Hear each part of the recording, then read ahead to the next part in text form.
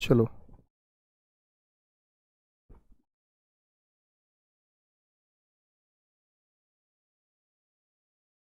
जय हिंद दोस्तों, मैं नवीन शर्मा आप सभी का स्वागत करता हूं। आशा करता हूं आप सब एकदम अच्छे हैं, एकदम बेहतरीन हैं। एक बार सारे प्यारे दोस्त बताएंगे आप सब कैसे हैं। उम्मीद करूंगा एकदम बेहतरीन होंगे, एकदम शानदार होंगे। और दोस्त, आप सब लोग जानते ही हैं कि मैंने आपसे बहुत दिन पहले कह रखा था कि एक क्लास की कमी है हम सब तैयारी करने वाले छात्रों के लिए, और वो टॉपिक है सेंसस अर्थात जनगणना। आप सब लोग जब परीक्षाएं देते हैं तो शायद ही कोई शिफ्ट ऐसी बचती है दोस्त जिसमें जनगणना से प्रश्न ना पूछा जाता हो, यानी सेंसस से क्वेश्चन ना पूछा जाता हो। वो भी ठीक था, सेंसस से प्रश्न पूछा जाना भी ठीक था। अब से पहले प्रश्न पूछे जाते थे आपका लिटरेसी रेट से, साक्षरता दर से, या फिर प्रश्न पूछे जाते थे आपका, अगर हम बात करें तो आपका लिंगानुपात से, यानी कि सेक्स रेशियो से। तो बड़े आसान से प्रश्न से, लेकिन आपने देखा होगा पिछले 2 वर्षों में एसएससी के पैटर्न में कॉमन चीज़ें बदल चुकी हैं, और वो बड़े अच्छे प्रश्न अब जनगणना की खोज करके निकालता है। तो जब बड़े अच्छे प्रश्न वो निकालता है तो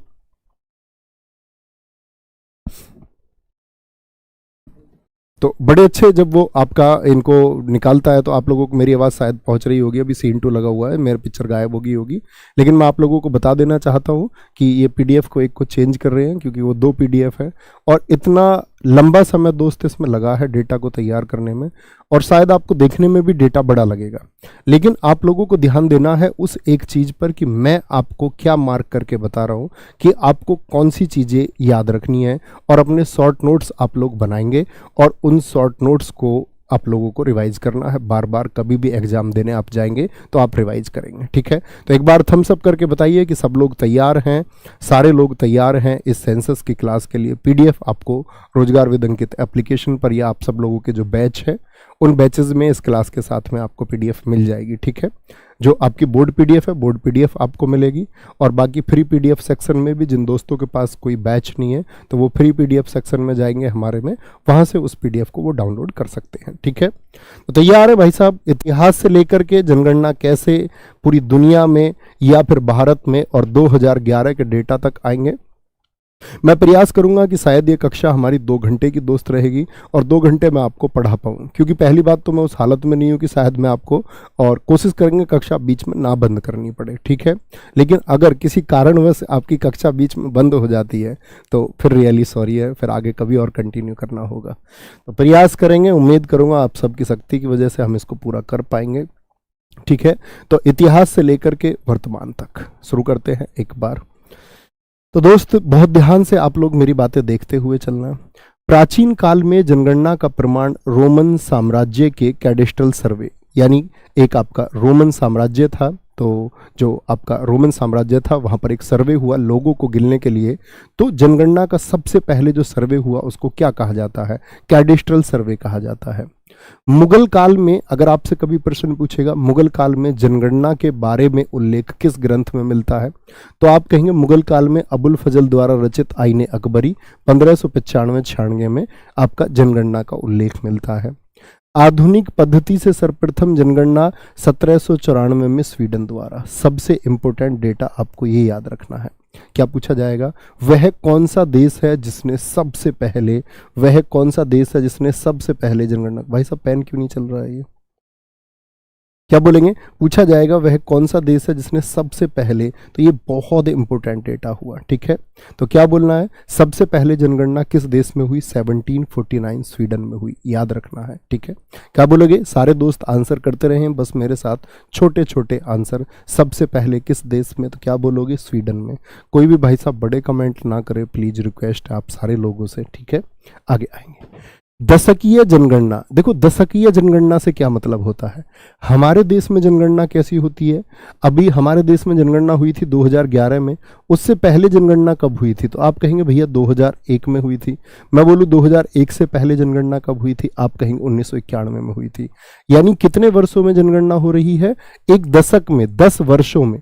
तो आप कहेंगे भैया इसी को हम दशकीय जनगणना कहते हैं, जब जनगणना 10 वर्षों में होती है। कितने? 10 वर्षों में होती। आगे आएंगे। तो दशकीय जनगणना सबसे पहले कहाँ? अमेरिका, 1790। यानी सिर्फ जनगणना पूछेगा तो स्वीडन, और अगर दशकीय जनगणना बोलेगा तो क्या कहेंगे? अमेरिका। आंसर सारे दोस्तों का आना चाहिए। 1800 से 1801 में इंग्लैंड में जनगणना शुरू हुई। अब जी इंग्लैंड में जनगणना का क्या महत्व है? क्योंकि दोस्त जब हमारे यहाँ सेंसस शुरू हुआ या जनगणना शुरू हुई तो हम कैसे थे? ब्रिटिश भारत थे, यानी ब्रिटिशियर्स के अधीन था भारत। क्या था? ब्रिटिशियर्स के अधीन था भारत। ये बात याद रखेंगे, कोई दिक्कत कोई परेशानी?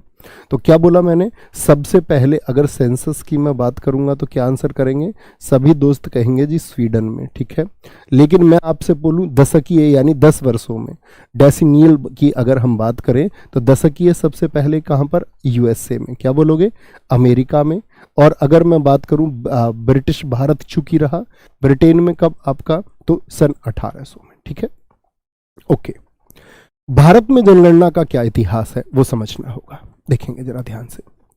इंग्लैंड की जनगणना नीति को निरंतर करते हुए जेम्स प्रिंसेप द्वारा, जेम्स प्रिंसेप का नाम किस किस ने सुना है? आप लोग जानते होंगे जेम्स प्रिंसेप वो व्यक्ति है जिसने अशोक के शिलालेखों को पढ़ा था, और अशोक के शिलालेखों को इसने पढ़ा था 1837 में। आप लोगों को पता होना चाहिए, हिस्ट्री में आप पढ़ते होंगे, अशोक के शिलालेखों को टी फैंथेलर ने 1750 में खोजा, और आपका उसको कितने वर्षों के बाद में, अगर हम बात करते लगभग 87 ईयर्स के बाद में जेम्स प्रिंसेप ने पढ़ा, ठीक है, 1837। तो वही जेम्स प्रिंसेप है। इसके द्वारा इलाहाबाद यानी कि 1824 और बनारस 1827-28 में जनगणना करवाई गई। क्या बोलोगे? जनगणना करवाई गई। एक भारतीय शहर की पहली पूर्ण जनगणना, अभी ये प्रश्न आपका एसएससी सीजीएल और सीपीओ दोनों एग्जाम्स में पूछा गया। वह कौन सा शहर है भारतीय जिसकी पहली बार पूर्ण जनगणना की गई? तो क्या आंसर आएगा आप सब लोगों का कि जी वो हमारा ढाका था। कौन सा शहर है? ढाका। और 1830 में यानी कि इलाहाबाद और बनारस में भी जनगणना की गई, लेकिन वो कैसी जनगणनाएं रह गई? ये थी आपकी इनकम्प्लीट, यानी कि अपूर्ण रह गई, इनकम्प्लीट रह गई। पहली पूर्ण, शायद दोस्त मेरी आवाज़ आप लोगों को बदल के आ रही हो तो उसके लिए सॉरी। एक बार बताएंगे मेरी आवाज़ आप समझ पा रहे हैं? मुझे लग रहा है कि मैं सारी चीज़ें नाक में बोल रहा हूँगा, ठीक है, नाक में बोल रहा हूँगा, ठीक है। सर जी पीडीएफ का क्या मतलब है? पीडीएफ का मतलब है कि जो मैं लिख रहा हूँ ये आपको एज इट इज़ मिल जाएगा, ये मतलब है पीडीएफ का, ठीक है। कोई दिक्कत? भारत में पहली गैर तुल्यकालिक, जिसको अनियमित जनगणना की हम बात करेंगे, किसने? मेयो के द्वारा। किसके द्वारा? क्या बोलोगे? मेयो के द्वारा। बहुत इंपॉर्टेंट क्वेश्चन है, लगातार एग्जाम्स में आप देखते हैं कि पहली इर्रेगुलर यानी पता नहीं था अगली कब होगी, ठीक है। तो क्या बोलेंगे? पहली अनियमित जनगणना किसके? 1872 में, मेयो के टाइम पर। अब यहां से बात शुरू होती है। पहली नियमित जनगणना यानी पहली सिंक्रोनाइज तरीके से, यानी कि पहली रेगुलर तरीके से जो जनगणना हुई वो हुई 17 फरवरी 1881 को। किसके द्वारा? रिपन के टाइम पर। किसके टाइम पर? रिपन के टाइम पर हुई, और मोस्ट इंपोर्टेंट है। और रिपन के टाइम पर हुई तो क्या घोषणा की गई साथ में कि अब कितने सालों में की जाएगी? कितने सालों में की जाएगी? अब 10 सालों में। और तब से लेकर के दोस्त आपका हर 10 वर्ष में, यानी 1881, उसके बाद में कब हुई होगी? 1891, फिर आपका 1901, फिर आपका 1911, और इसी क्रम को आगे बढ़ाते हुए कब तक? आपका 2011 तक हुई, ठीक है। बड़ी इंपॉर्टेंट बात है, 1881 में आपके जनगणना आयुक्त कौन थे? एसएससी सीजीएल 2022 का ही प्रश्न है कि आपका जनगणना आयुक्त कब के हैं? ये 1881 के हैं, 1881 के, ठीक है। अच्छा, भारत आज़ाद कब हुआ? सब लोग जानते हैं हम लोग 1947। तो आज़ादी के पहले जनगणना कब हुई होगी? तो आप इसी क्रम को आगे बढ़ाएंगे, 1911 के बाद में कब? 1941 में भी एक बार हुई होगी, और एक बार आपका आज़ादी के बाद 1951 में। बीच में क्या रहा होगा? 1947। क्या 47 में भी कोई जनगणना हुई? यस और नो? आप कहेंगे जी भारत की आज़ादी के सबसे निकटतम जो जनगणना है वो बताएंगे 1941 की होगी या 1951 की। तो 1951 को भारत की आज़ादी की जो भी डेटा है उसका आधार माना जाएगा। किसको? 1951 को, ठीक है। अब बात आती है स्वतंत्र भारत की पहली जनगणना। भारत आजाद हुआ 1947 में, जनगणना पहली हुई क्योंकि 10 वर्षों में होती है। तो यहां पर देखेंगे आप, जनगणना आयुक्त रहे इस समय श्री W.M. येट्स। बहुत इंपॉर्टेंट है, स्वतंत्र भारत की पहली जनगणना के समय जो आपके जनगणना आयुक्त थे यानी सेंसर कमिश्नर थे वो कौन। ठीक है, बात समझते चल रहे हैं मेरे साथ साथ में बातों को आप लोग समझ पा रहे हैं? एक बार थम्स अप करके मुझको बताते रहें। क्या बोलोगे? मैंने बोला कि अब ऐसा नहीं है कि मैं इस सब को कई बार रिवाइज करूं, क्योंकि ये बड़ा डेटा है। आप सब लोगों को इसको बहुत अच्छे से सुनते हुए शॉर्ट नोट्स आपके एग्जाम के लिए बनाने हैं, और डेटा में लगभग मतलब कि जो मैं महत्वपूर्ण बता रहा हूं उसको तो बिगर पढ़े परीक्षा जाना नहीं है। ठीक है, क्या बोलोगे? जनगणना आयुक्त श्री M.W. येट्स और साथ में R.A. गोपाल स्वामी। ठीक है, एक अंग्रेज एक आपका भारतीय व्यक्ति। अच्छा, वर्तमान जो जनगणना है ये कौन सी जनगणना है? 15वीं जनगणना है। कौन सी जनगणना है ये? 15वीं जनगणना है। और स्वतंत्र भारत की कौन सी है? आपका 7वीं। स्वतंत्र भारत की कैसे जी? 1951 में पहली हुई होगी स्वतंत्र होने के बाद में, फिर 1961, फिर आपका 1971 के बाद आप बताएं 1981, फिर 1991, इसी तरह से इसी क्रम में आगे 2001 और फिर आपका 2011। तो क्या बोलेंगे आपका? तो आप कहेंगे भाई साहब ये आपकी 7वीं जनगणना है। कौन सी है जी? 7वीं जनगणना है। 21वीं सदी की है कौन सी जनगणना है? दूसरी। 21वीं सदी से मतलब क्या हुआ? जब सन 2000 चालू हुआ, एक तो ये और एक ये। कोई दिक्कत, कोई परेशानी? ठीक है जी। जनगणना के प्रशासनिक स्वरूप की बात कर लेते हैं। प्रशासनिक शब्द होता है, ठीक है। एडमिनिस्ट्रेटिव फॉर्म क्या है? जनगणना को हम किस मंत्रालय के अधीन पढ़ेंगे? क्या बोलोगे? हमेशा गृह मंत्रालय। क्या बोलेंगे? गृह मंत्रालय। संविधान की किस अनुसूची में आता है? 7वीं अनुसूची में, 7th शेड्यूल में। और किस में? आपका संघ सूची में। हम सब लोग जानते हैं हमारे संविधान में किस किस को सेंट्रल लिस्ट, स्टेट लिस्ट और कॉन्करेंट लिस्ट यानी राज्य सूची, आपका एक संघ सूची और एक समवर्ती सूची। तो मैं आपसे कभी पूछूं जनगणना किस सूची के अंतर्गत आता है, तो आप बोलेंगे केंद्र का विषय है, संघ सूची के अंतर्गत आता है। जनगणना का दायित्व अनुच्छेद 246 में, आर्टिकल 246 में किसके पास है? ये आपका केंद्र सरकार के पास है, क्योंकि संघ सूची पर जो सेंट्रल लिस्ट है उस पर कानून कौन बना सकता है? उस पर कानून आपका केंद्र सरकार बना सकती है। इस बात में कोई दिक्कत, कोई परेशानी? ठीक है जी, मंत्रालय हम जान गए। ठीक है, संघ सूची का विषय है, आर्टिकल 246 में है। ठीक है, अच्छा, स्वतंत्रता के बाद पहला अधिनियम कब आया? स्वतंत्रता के बाद में जो अधिनियम आया वो 1948 में आया, जनगणना अधिनियम। तो सेंसस एक्ट 1948 बहुत इंपॉर्टेंट है, बहुत इंपॉर्टेंट है। ठीक है, बहुत इंपॉर्टेंट है। 1961 से, दोस्त आप कुछ भी बात करें कमेंट सेक्शन में, बस एक रिक्वेस्ट करूंगा आप लोगों से कि मैं सच में इस क्लास को मतलब लेने की अवस्था में नहीं हूँ, और शायद मुझे भी पता है कि अभी मैं फिट होके आया हूँ दवाई ववाई लेके, और शायद जो कुछ मुझसे पॉसिबल हो सकता है इस क्लास के लिए मैंने किया है। लेकिन मैं जानता हूँ आधे घंटे बाद मेरी बॉडी सिवियर करने लग जाएगी, कांपने लग जाएगी वो। लेकिन मैं सिर्फ आप लोगों से एक बात कहूँगा कि आप प्लीज़ मेरा ध्यान ना बटने देना, उसके लिए आप मुझे प्रोत्साहित करना लगातार, ताकि मैं एनर्जेटिक रहूँ आपकी इस क्लास के लिए। आपकी परीक्षा क्या, आगे आने वाली 1-2 वर्ष, जब तक 2021 वाली जनगणना जो 23 में डेटा है 24 तक आएगा, तब तक ये क्लास हर एक बच्चे के एग्जाम के लिए बहुत इंपॉर्टेंट रहेगी। ठीक है, अच्छा जी। 1961 से जनगणना कार्य की महत्ता को देखते हुए गृह मंत्रालय के अधीन जनगणना विभाग की, किसकी? क्या बोलोगे? Census department. तो कभी भी पूछा जाएगा सेंसस डिपार्टमेंट की स्थापना कब हुई। एक तो दोस्त आपका जनगणना अधिनियम आपको पता होना चाहिए, 1948 का सेंसस एक्ट, और आपसे पूछे कभी भी जनसंख्या विभाग, सेंसस डिपार्टमेंट, तो ये कब का है? 1961 का है मित्र। ठीक है, शीर्ष अधिकारी कौन होता है? अब आपसे पूछेगा जनगणना के विषय में सबसे बड़ा अधिकारी, सर्वोच्च अधिकारी, या आपसे बोले टॉप मोस्ट ऑफिसर कौन होता है? तो आप कहेंगे वो होता है महारजिस्ट्रार एवं जनगणना आयुक्त, जिसको हम बोलते registrar general and census commissioner. Registrar general and census commissioner 2011 में कौन थे ये? जब 2011 की जनगणना हुई, 2011 क्यों लिख रहे हैं? क्योंकि सबसे रिसेंट की यही है। 1951 में आपको बता चुका था, वो बहुत इंपॉर्टेंट है। और क्या याद रखेंगे, महारजिस्ट्रार और आपके सेंसस कमिश्नर। अच्छा मित्र, आपका 2011 डॉक्टर डीसी चंद्रमौली, 2022 श्री मृत्युंजय कुमार नारायण, ये हाल ही में नियुक्त हुए हैं। अभी हमारी 2021 वाली जनगणना थी ना भाई, 10 सालों में होती है, तो 2021 वाली जो जनगणना थी मित्र, वो भी तो हमारी होनी थी भाई, लेकिन कोरोना के चलते नहीं हो पाई, तो श्री मृत्युंजय नारायण उसको करेंगे। ठीक है, अगले वाले के जो डेटा आएगा उसमें कमिश्नर ये रहेंगे। अब आइए यहां ध्यान से, और बहुत ध्यान से टेबल में मैं जो आपको बताऊं देखना। देखो 1901 में, ये 1901 ये वर्ष लिखे हुए हैं, 2011 वर्तमान तक। ठीक है, वाइट कर लेते हैं इसको। यहां जनसंख्या करोड़ में लिखी हुई है। 1921 में कितनी जनसंख्या थी ये आपको मार्क नहीं करना है, सिर्फ उतना पढ़ना जितना मैं मार्क कर दूं। ठीक है, फिर दशाब्दी, ये शताब्दी नहीं है, दशाब्दी, यानी 10 अब्द बोलते वर्ष को।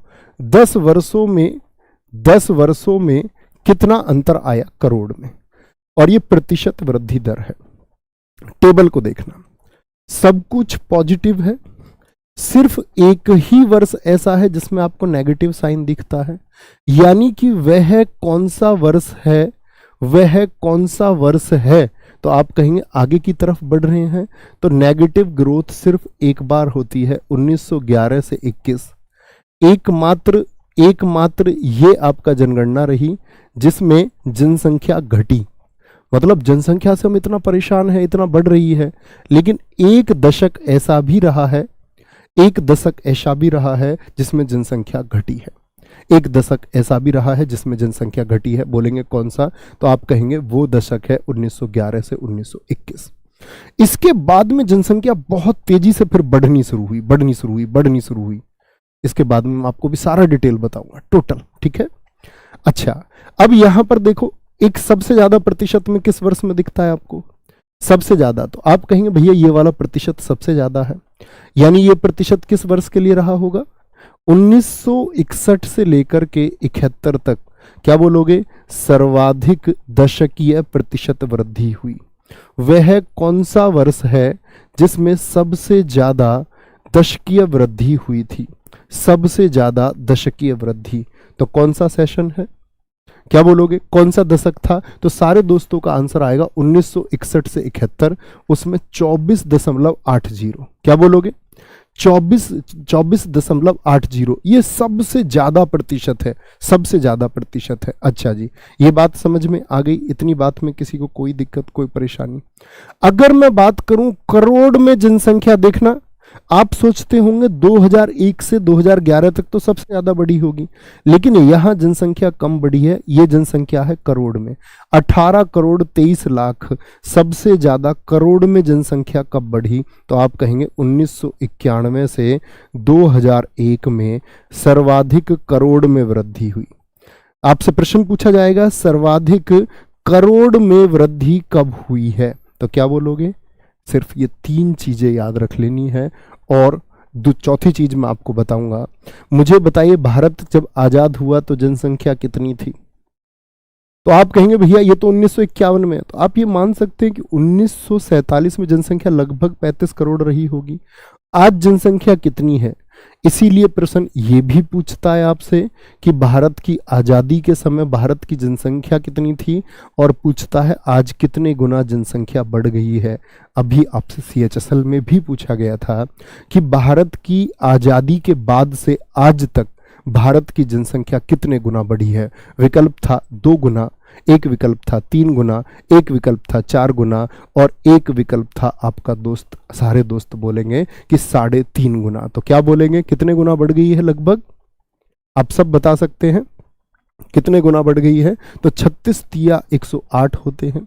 तो आप कहेंगे लगभग, अब 4 गुना कहाँ बढ़ गई यार, तुम गुना तो करो, 30 चौके 120, 144 करोड़ थोड़ी हुई है जनसंख्या, थोड़ा सोचो, 144 नहीं 3.5 गुना हुई है। ठीक है, ये 3 डेटा याद रखेंगे।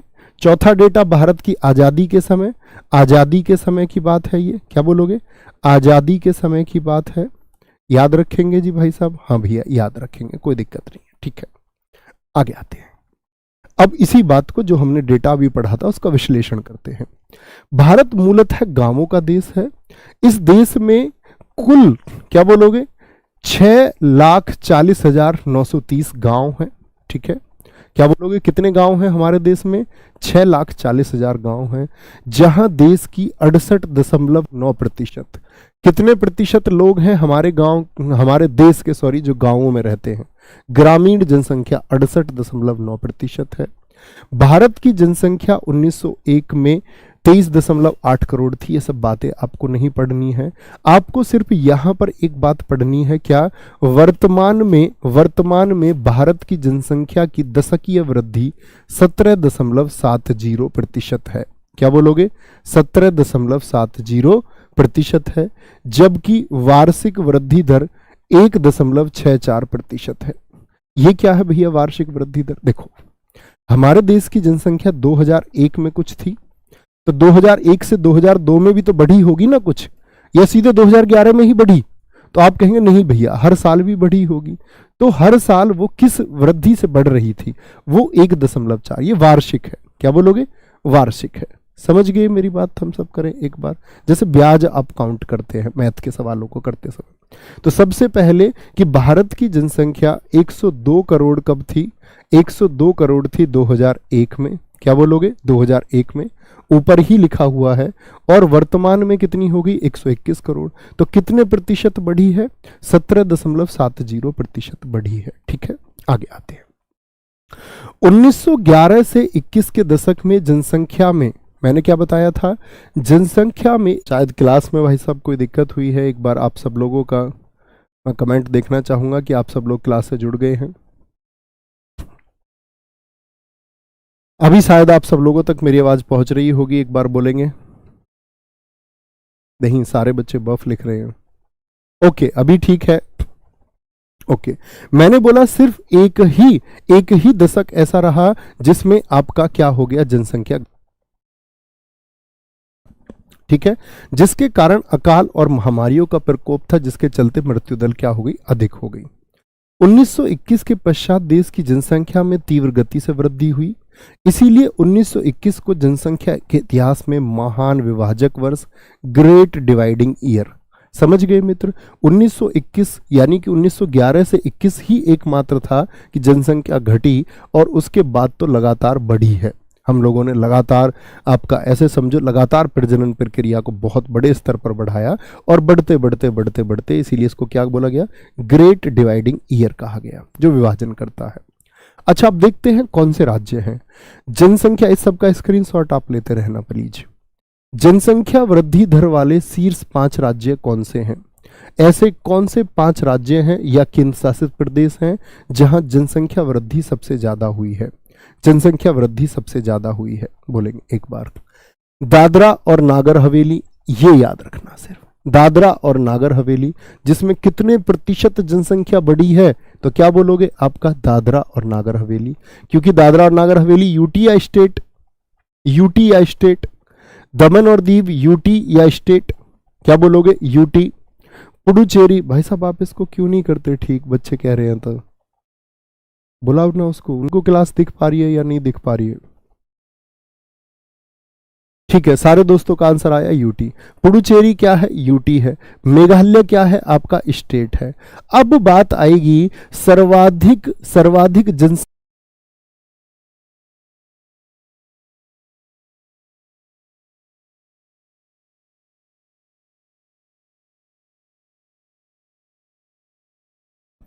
Hello hello hello hello hello, एक बार सारे प्यारे दोस्त बताएंगे क्या मेरी आवाज आप लोगों तक अभी पहुंच रही है?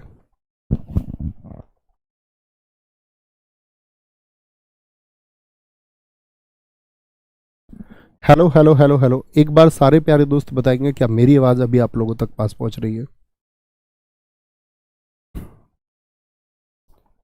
एक बार थम्स अप करके सारे दोस्त बता देंगे कि मेरी आवाज अभी आप लोगों तक ठीक पहुंच रही है, तो मैं पीछे से फिर इसको दोबारा से आप लोगों को बता देता हूं एक बार।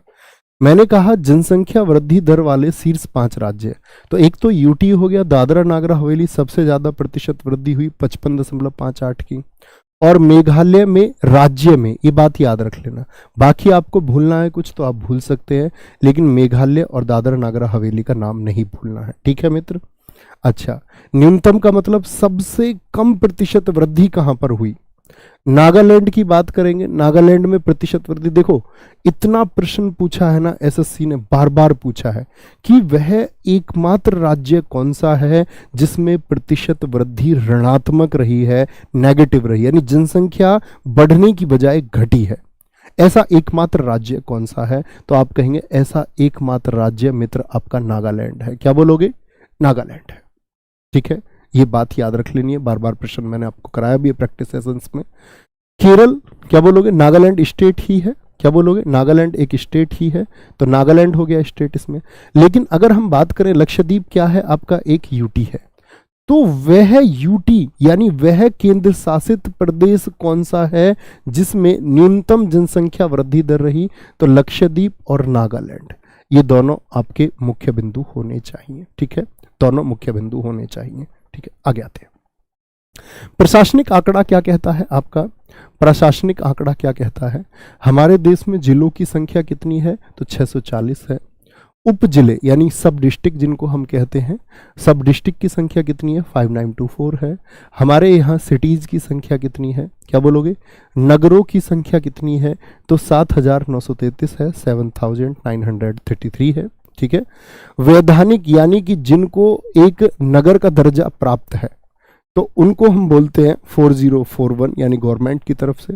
लेकिन एक नगर हम नाम देते हैं सेंसस के लिए, जनगणना के लिए, तो जनगणना नगरों की संख्या कितनी है? 3892 है। ठीक है, जिनको जनगणना होते समय नगर माना जाता है, गिना जाता है।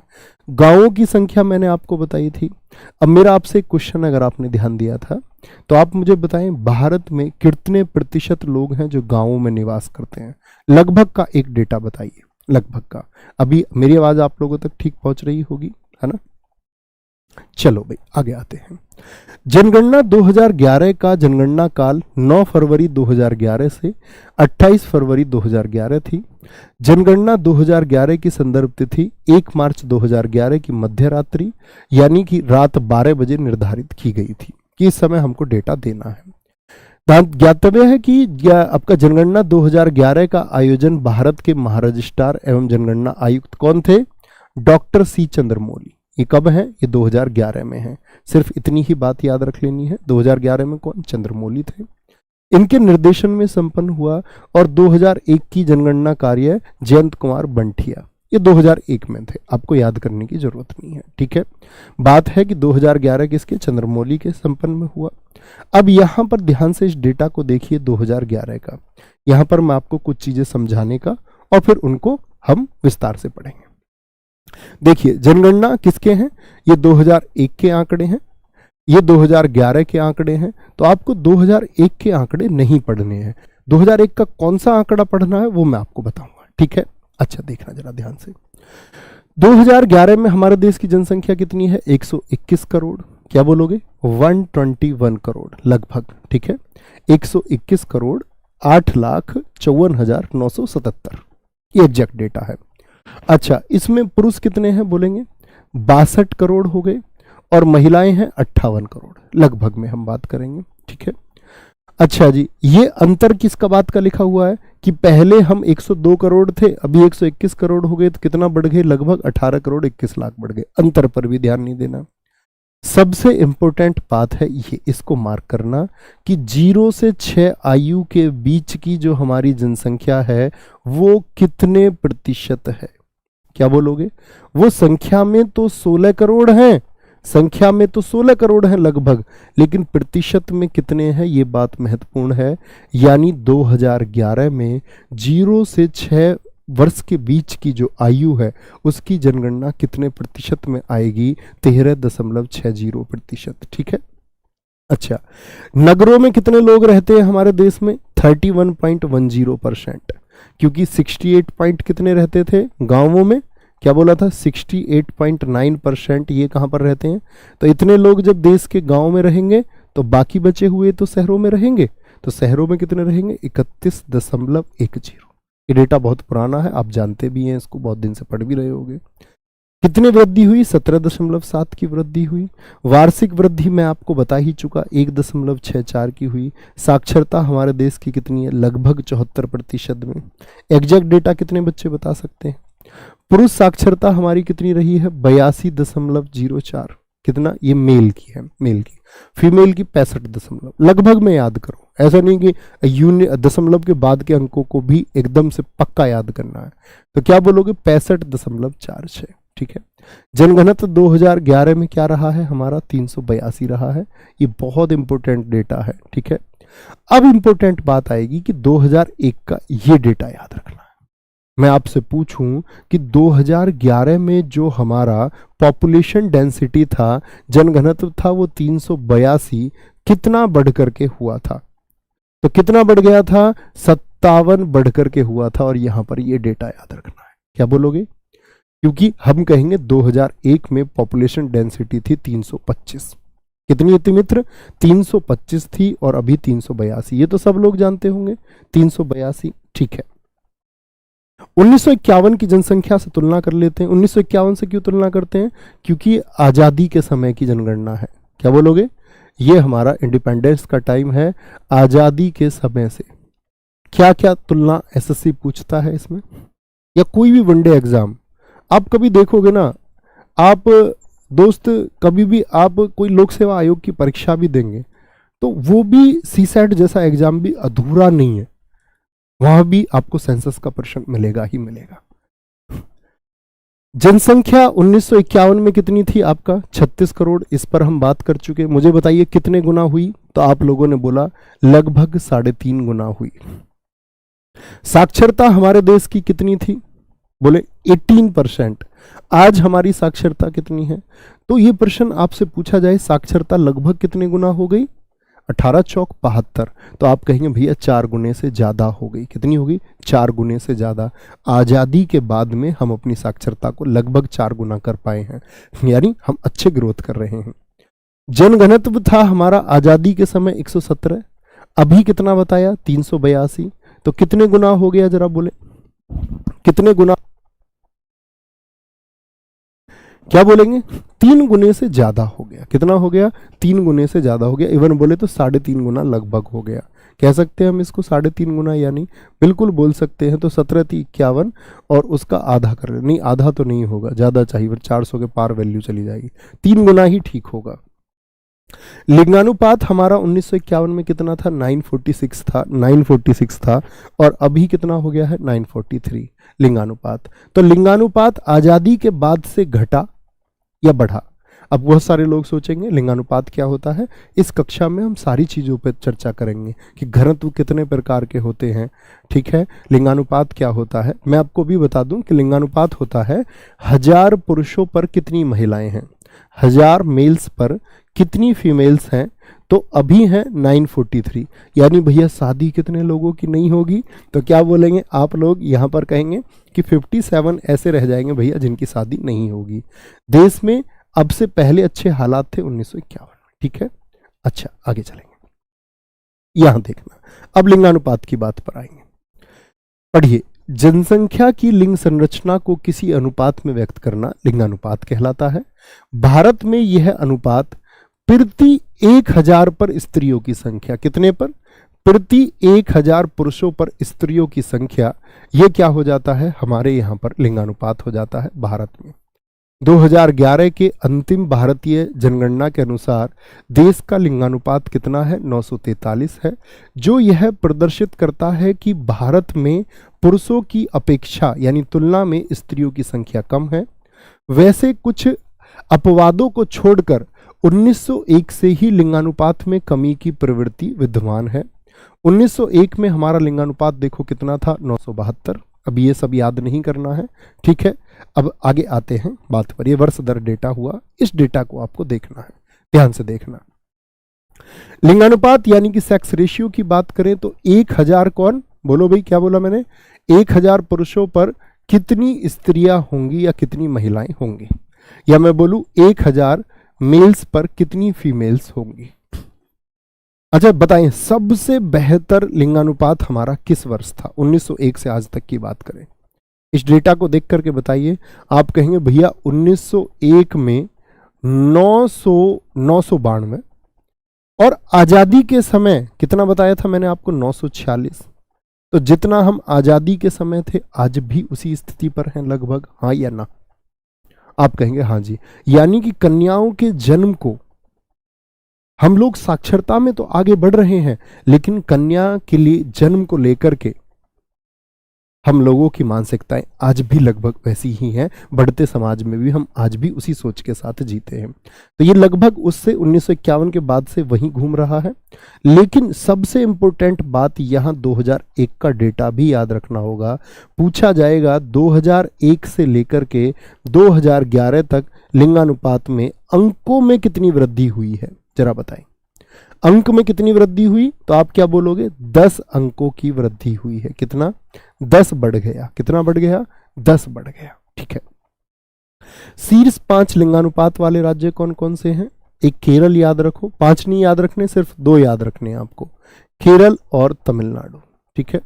5 जब आवश्यकता पड़ती है, जब आप कोई लोक सेवा आयोग की परीक्षा देता है तो शुरू के 4 दे के आपको क्रम से लगवाता है, कहता घटते और बढ़ते क्रम में लगाइए। लेकिन वनडे एग्जाम के लिए आपको ऐसी चुनौती नहीं आएगी कभी भी।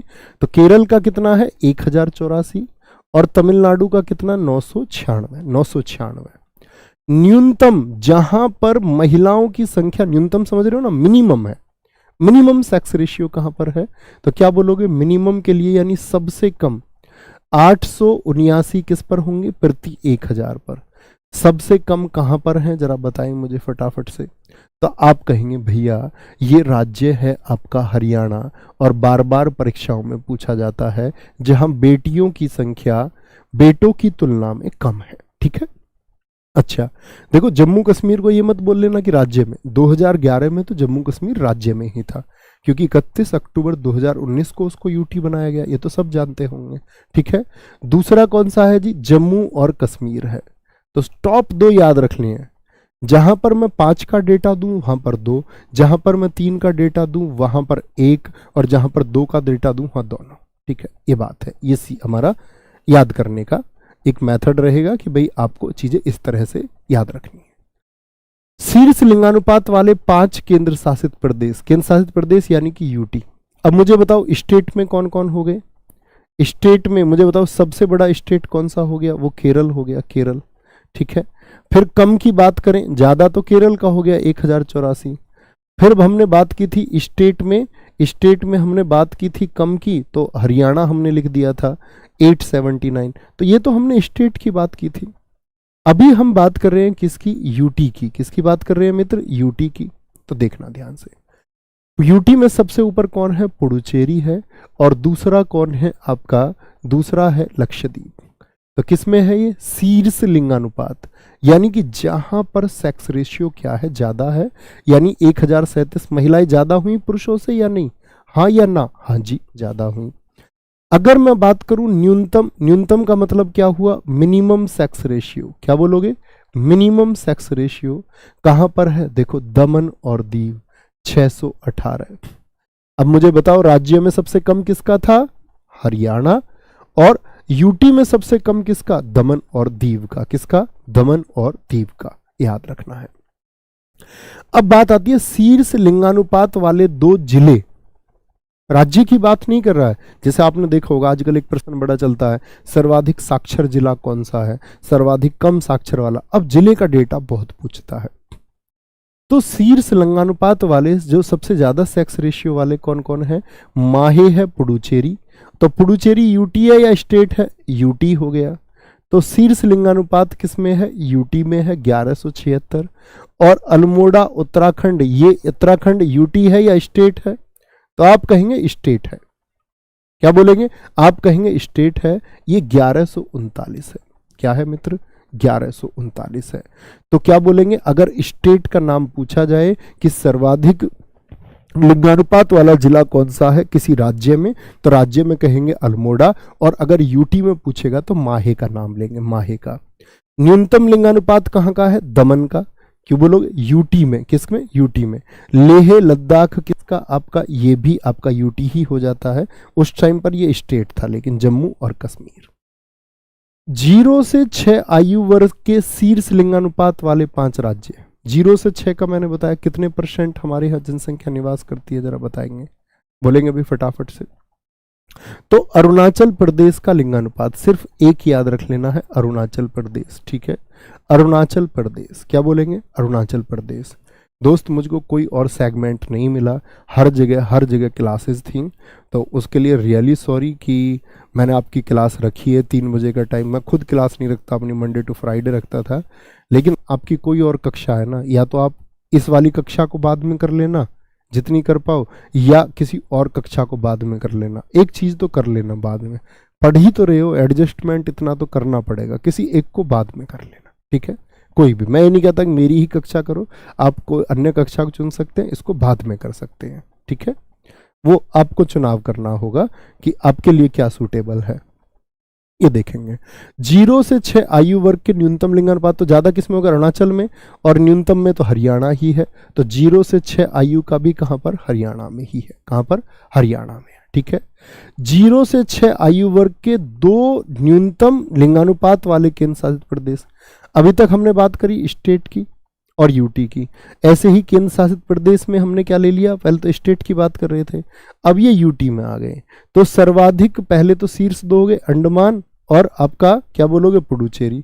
लेकिन मैं पूछूं किस यूटी में सबसे कम लिंगानुपात है, किस यूटी में सबसे कम लिंगानुपात है, तो आप कहेंगे दिल्ली में। किसमें, दिल्ली में होगा, ठीक है, दिल्ली में होगा। आगे आते हैं, अब बात करेंगे साक्षरता के। ये तो बात हुई लिंगानुपात की, बात क्लियर हुई, एक बार थम्स अप कीजिए। अब आते हैं हम आपका लिटरेसी रेट वाले डेटा पर। लिटरेसी रेट का क्या होगा, साक्षरता को विकास एवं मानव जीवन की गुणवत्ता का सूचक माना जाता है। भारत के साक्षरता दर में पिछले दशकों में, दशक मतलब 10 वर्षों में वृद्धि हुई है। 1951 में जहां भारत की साक्षरता दर कितनी थी, 18.33% थी, ये मैंने आपको दिखाया। कितनी साक्षरता बढ़ी हमारी, वहीं 2001 में बढ़ के 64.8% हो गई। ये बीच की बातें भूल जाइए, मुझे बताइए कि अभी कितनी है हमारी, 74.04, ठीक है। अच्छा, यहां बात करेंगे कि गंतव्य हो कि साक्षरता की गणना के लिए 7 वर्ष से ऊपर के आयु वर्ग को शामिल किया जाता है। ऐसा नहीं है बच्चा पैदा हुआ उसको आप ये बोल देंगे 1 साल का बच्चा साक्षर है कि असाक्षर है, तो 1 साल के बच्चे को नहीं बोलेंगे साक्षर। साक्षर किसका गिना जाएगा, बोलेंगे कितनी आयु होनी चाहिए कम से कम। अगर बच्चा 7 वर्ष का है और पढ़ना लिखना जानता है, क्या बोलेंगे, और पढ़ना लिखना जानता है, यदि कोई भी व्यक्ति वह पढ़ लिख सकता है तो वह साक्षर है। और एज कम से कम कितनी होनी चाहिए, 7 वर्ष। लेकिन यहां पर एक इंपॉर्टेंट बात आएगी, 1971 तक साक्षरता का आधार 5 वर्ष था। 1971 से कभी भी पूछे आपसे कि साक्षरता दर को गिनते समय आयु कम से कम 7 वर्ष गिनी जाती है, पहले यह आधार वर्ष कितना, या बोले कब से यह परिवर्तित हुआ, तो आप बोलेंगे 1971 तक 5 वर्ष था और 1971 से आधार वर्ष कितना हो गया, 7 वर्ष हो गया। अब 7 से ज्यादा के बच्चे को काउंट करते हैं, ठीक है। अच्छा, भारत में साक्षरता की बात करें 2011, क्या साक्षरता है हमारे यहां पर, तो पुरुषों की साक्षरता को क्या बोलोगे, आपका ये किसकी है, व्यक्ति। देखो, आप कभी भी व्यक्ति को पुरुष ना समझ लेना, व्यक्ति का मतलब पुरुष और स्त्री दोनों होता है। बहुत सारे लोग व्यक्ति को पुरुष समझते हैं, गलती करते हैं, ठीक है। अगर पुरुषों की साक्षरता की बात करूं मैं आपसे तो क्या बोलोगे, 82। महिलाओं की साक्षरता की बात करूं, लेकिन दोनों का अंतर मैं आपसे पूछूं, ये अच्छा प्रश्न। अब एसएससी का ये कमाल है, पूछेगा भारत में पुरुष और महिला साक्षरता के बीच कितना अंतर है, जरा बताएंगे, बताओ भाई फटाफट से। बोलेंगे भी फटाफट से, क्या बोलेंगे आपका, तो आप कहेंगे भैया अगर हम बात करें आपसे तो लगभग कितने प्रतिशत, 17 जितने दोस्तों ने लिखा बहुत सही लिखा, यानी 16 दशमलव कुछ आएगा, तो क्या बोलेंगे 16.86 कुछ आएगा आपका। लेकिन हम क्या बोलेंगे इसको, आपका लगभग 17 याद कर सकते हैं, ठीक है, कोई दिक्कत कोई परेशानी। आगे आते हैं, दशक के मध्य 2001 से 2011 साक्षर जनसंख्या की अंतिम स्थिति क्या है। देखो यहां पर हमारे कितने हुए, क्या बोलेंगे, यहां पर साक्षर कितने हैं हमारे, 76 करोड़ लोग पढ़े लिखे हैं। जो अक्षर भी पढ़ सकता है एक वो साक्षर है। गवर्नमेंट ने ये तक भी कर दिया था, एक बार तो बूढ़ों और आपका बुजुर्गों को बुला लिया गांव के स्कूल में, और जो लोग नहीं जानते थे उनको एक दिन सिखाया ऐसे बनता है, जो पढ़ना लिखना नहीं जानते थे उनको भी साक्षर में गिन लिया था। तो ऐसे भी साक्षरता कई बार बढ़ाई जाती है, क्योंकि वैश्विक पटल पर डेटा भेजना होता है। अच्छा जी, महिलाएं कितनी है हमारे देश में साक्षर? 43 करोड़ हैं। क्या बोलोगे? 43 करोड़ हैं। डेटा यहां पर इंपॉर्टेंट है कि 2001 में हम 56 करोड़ व्यक्ति थे, 56 करोड़ व्यक्ति। अभी हम कितने हो गए? 76 करोड़। तो सिर्फ ये याद रखना है कि जो हमारी साक्षरता दर प्रतिशत में बदली कितनी? 36.16। अच्छा, मैं बोलूं पुरुषों की साक्षरता में कितना परिवर्तन आया? पुरुषों की, स्त्री की, जैसे दो स्टेटमेंट मैं आपको दे दूं। 2001 की तुलना में 2011 में पुरुषों की साक्षरता दर में वृद्धि हुई। दूसरा स्टेटमेंट मैंने दिया, 2001 की तुलना में 2011 में स्त्रियों की जनसंख्या में वृद्धि हुई। तीसरा स्टेटमेंट दिया तो 2001 से 11 के बीच में पुरुषों की जो प्रतिशत में संख्या थी वो ज्यादा बढ़ी कि महिलाओं की, ये आपको बताना है। पुरुषों की आपका वृद्धि दर ज्यादा हुई या महिलाओं की? तो क्या बोलेंगे? महिलाएं पहले 22 करोड़ थी, अभी 32 करोड़ हो गई 2011 में, तो 46.67। ये सब कुछ याद नहीं करना है, करोड़ का डेटा याद रखना है, सिर्फ इतना, पुरुषों की प्रतिशत वृद्धि, महिलाओं की, और एक आपका पर्सन की, टोटल व्यक्ति की। ठीक है, आगे आते हैं। शीर्ष 5 साक्षरता वाले राज्य कौन कौन से हैं? सबसे ज्यादा साक्षरता कहां पर है? क्या बोलोगे भैया? केरला में 94%। इसका प्रतिशत भी याद रखना है, 94%। ठीक है, दूसरा कौन सा आता है? मिजोरम। क्या बोलोगे? मिजोरम भी भैया याद रखना है। क्या बोलोगे? मिजोरम भी हमको याद रखना है, मिजोरम। अच्छा, फिर आता है शीर्ष 5 केंद्र शासित प्रदेश कौन से हैं? भाई स्टेट में तो हमने याद रख लिया, केरल और मिजोरम, केरल और मिजोरम। और फिर हम बात करते हैं यूटी में लक्षद्वीप और दमन और दीव। क्या बोलोगे? लक्षद्वीप और दमन और दीव इंपॉर्टेंट है। ठीक है, कभी भी ट्रिक्स मत बनाने लग जाना है इसकी, बहुत सारे लोग बना लेते हैं ऐसे, बोल देंगे आपका वो आपका केरल याद रख लो, फिर मिजोरम याद रख लो, केएमटी बना देते, केएमजी बना देते, यहाँ के भाई सब पागल हो जाओगे। याद रख लेना इस बात को। क्या बोलोगे आपका? तो क्या बोलेंगे आपका? क्या बोलोगे? लक्षद्वीप और दमन और दीव। क्या बोलोगे? लक्षद्वीप और दमन और दीव हो गए। आगे आते हैं, न्यूनतम 3 साक्षरता वाले केंद्र शासित प्रदेश। न्यूनतम, सबसे कम कहां पर साक्षरता है? एक याद रख लेना, सिर्फ दादरा नागर हवेली में। क्या बोलोगे? दादरा नागर हवेली में। शीर्ष 5 जनसंख्या में वृद्धि वाले, सबसे ज्यादा वृद्धि याद रख लेना, दादरा नागर हवेली ने। एक प्रश्न पूछा गया आपका रिसेंट में दोस्त, आपका परीक्षा में प्रश्न पूछा गया है आपका HCM की परीक्षा में, कि वह कौन सा राज्य या केंद्र शासित प्रदेश है जिसकी आपका साक्षरता में जो प्रतिशत वृद्धि हुई है वो 3 अंकों में हुई है। साक्षरता में प्रतिशत वृद्धि कितने अंकों में? 3 अंकों में हुई है। क्या बोलेंगे? 3 अंकों में, अर्थात कितना?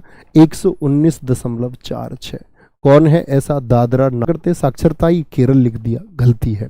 आपको देखना होगा कि वो प्रतिशतता की, जनसंख्या में वृद्धि की बात कर रहा है आपसे। कैसी जनसंख्या? साक्षर जनसंख्या, पढ़े लिखों की संख्या में सबसे ज्यादा वृद्धि कहां हुई? कहां हुई? ठीक है, कोई दिक्कत, कोई परेशानी? पुरुष साक्षरता सबसे ज्यादा कहां से है? अच्छा, स्टेट में ओवरऑल की बात करें तो पहला स्थान किसका, ये बताइए। ओवरऑल की मैं बात करूं तो सबसे ज्यादा साक्षर कौन सा है? केरल है। अच्छा, मैं आपसे पूछूं सबसे कम साक्षर स्टेट कौन सा, ये भी क्या आप जानते हैं? मैं एक बार ये दोनों प्रश्न आपसे देखना चाहूंगा कि हमारे बच्चों को बेसिक नॉलेज है या नहीं है। तो बेसिक नॉलेज, क्योंकि मैं आपको बहुत बार ये चीजें बता चुका हूं, तो आप कहेंगे केरल और बिहार। तो लेकिन यहां पर बात चल रही है पुरुष साक्षरता, तो पुरुष साक्षरता भी कहां पर है? वो भी आपका केरल में ही है। अब एक प्रश्न बनेगा यहां से, न्यूनतम पुरुष साक्षरता वाले 5 शीर्ष राज्य कौन कौन से हैं? न्यूनतम, जहां सबसे कम है, सबसे कम पुरुष साक्षरता कहां पर? आपका बिहार में। क्या बोलोगे? बिहार में है। कहां पर है? बिहार में है, ये बात याद रख लेनी है।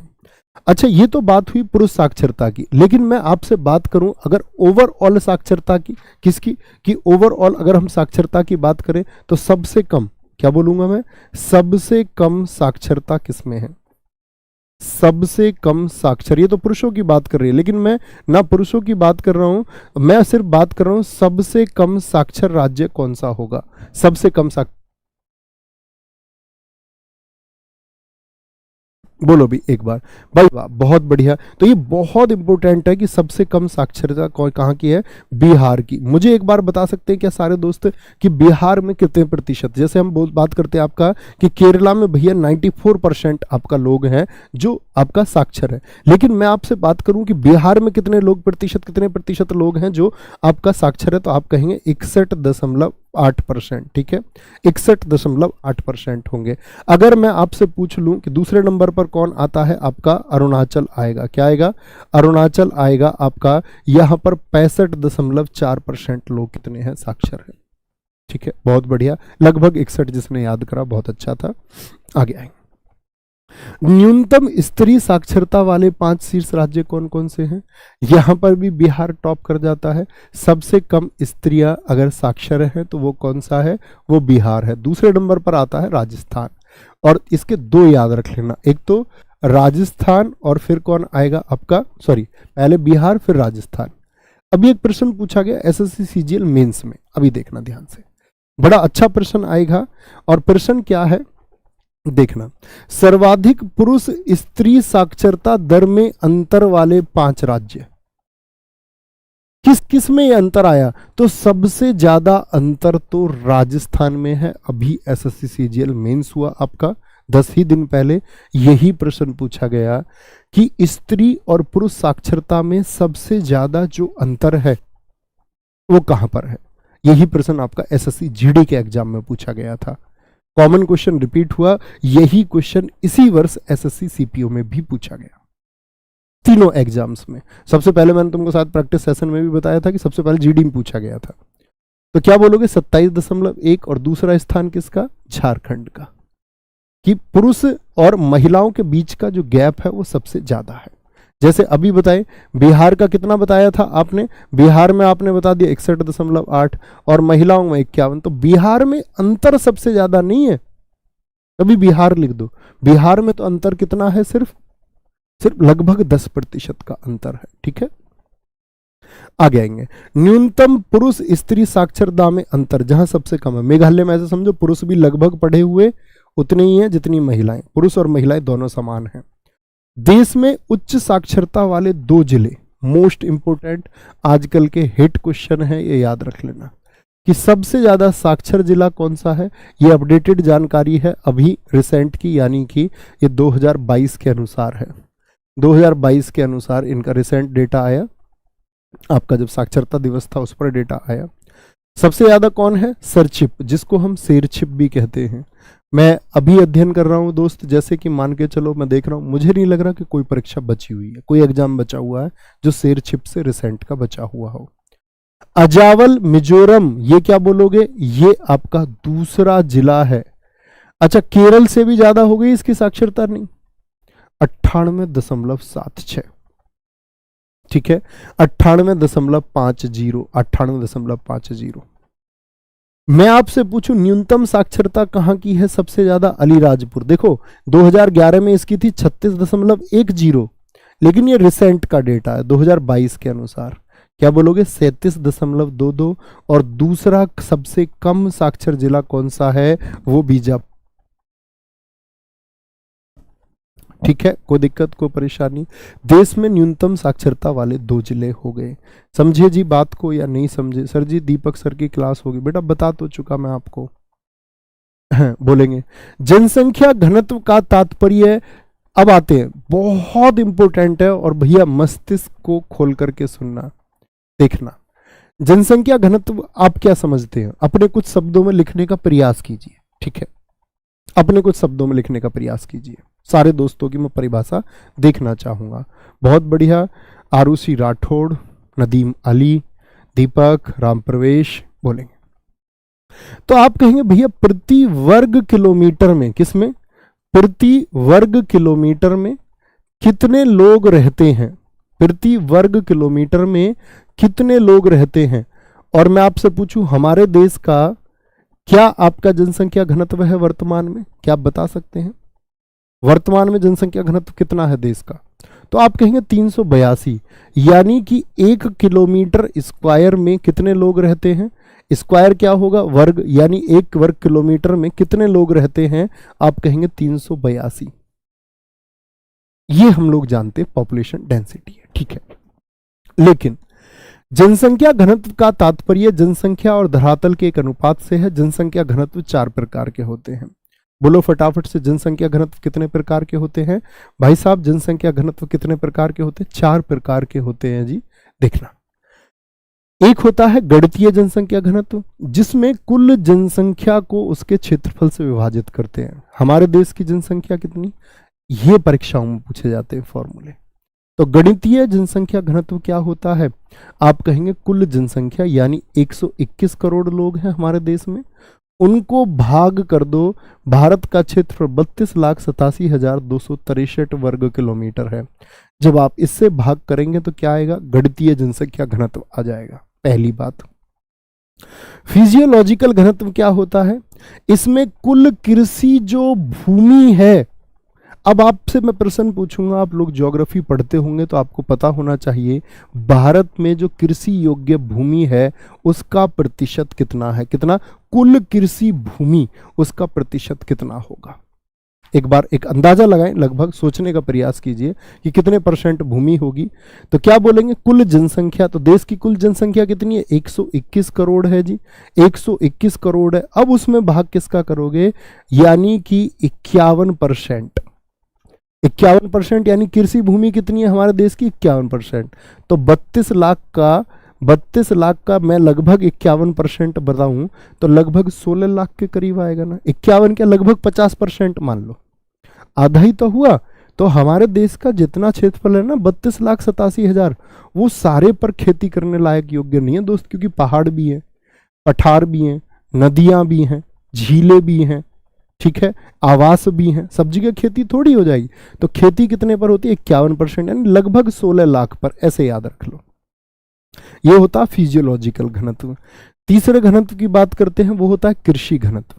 कृषि घनत्व में क्या होता है कि कृषि में लगी जनसंख्या को कुल कृषित क्षेत्र से विभाजित कर दिया जाए। तो कुल कृषित क्षेत्र कितना था हमारा? आप कहेंगे भैया कृषि कितने क्षेत्र पर हो रही थी? 51% पर। और कृषि में कितनी जनसंख्या लगी हुई है हमारे देश की? तो बोलोगे सॉरी सॉरी,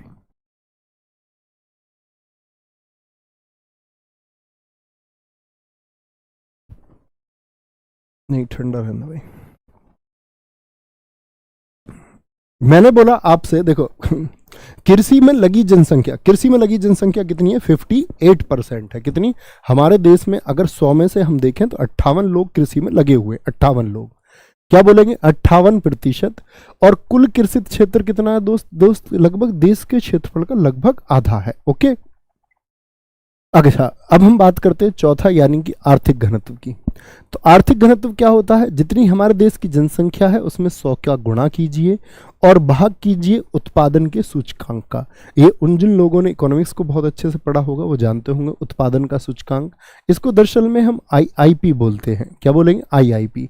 इसको हम बोलते हैं, आपका आईआईपी से मतलब होता है इंडस्ट्रियल, क्या बोलोगे, सॉरी, इंडस्ट्रियल इंडेक्स, क्या बोलते हैं? इंडस्ट्रियल इंडस्ट्रियल इंडेक्स प्रोडक्शन होता है। यानी हमारे देश में जो उत्पादन है वो किस रेशियो से बढ़ रहा है। उत्पादन हमारे देश में बढ़ भी रहा है पिछले 10 वर्ष की तुलना में, यानी सीधी सी बात है बढ़ता है और बढ़ेगा, तो उसी उत्पादन को सूचकांक बोलते हैं, आईआईपी के नाम से जाना जाता है। तो क्या बोलेंगे? चौथा आर्थिक घनत्व होता है। कुल मिलाकर के बात करें 2011 की जनगणना के अनुसार भारत का जनसंख्या घनत्व कितना है? 382। आपके लिए ये सबसे ज्यादा जरूरी है। और जो मेरे दोस्त फॉर्मूलों को देखना चाहते हैं, आप देखते होंगे परीक्षा बड़े पूछे जाते हैं, बड़ा इंपॉर्टेंट है, ठीक है। आगे आएंगे, अब आते हैं जनगणना वर्ष। ध्यान से देखना, ध्यान से देखना मेरे भाई, ज्यादा गर्म तो नहीं है।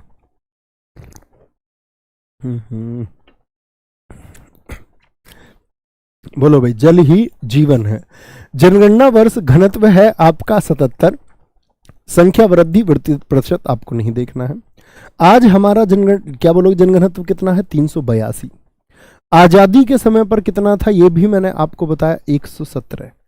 आप ध्यान से देखिए पूरी टेबल को, क्या जनसंख्या घनत्व हमेशा बढ़ता रहा है या कभी घटा है?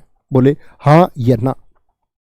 आप कहेंगे सिर्फ एक ही वर्ष है आपका 1911, क्योंकि जब जनसंख्या घटी होगी तो भैया जनघनत्व भी घटा होगा या नहीं?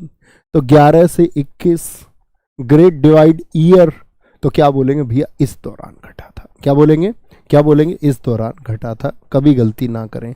अगर मैं आपसे पूछूं कि भाई साहब घनत्व में सर्वाधिक प्रतिशत वृद्धि कब हुई है, तो आपका आंसर होना चाहिए, बहुत इंपॉर्टेंट है, 1961 से 71 के सेशन में।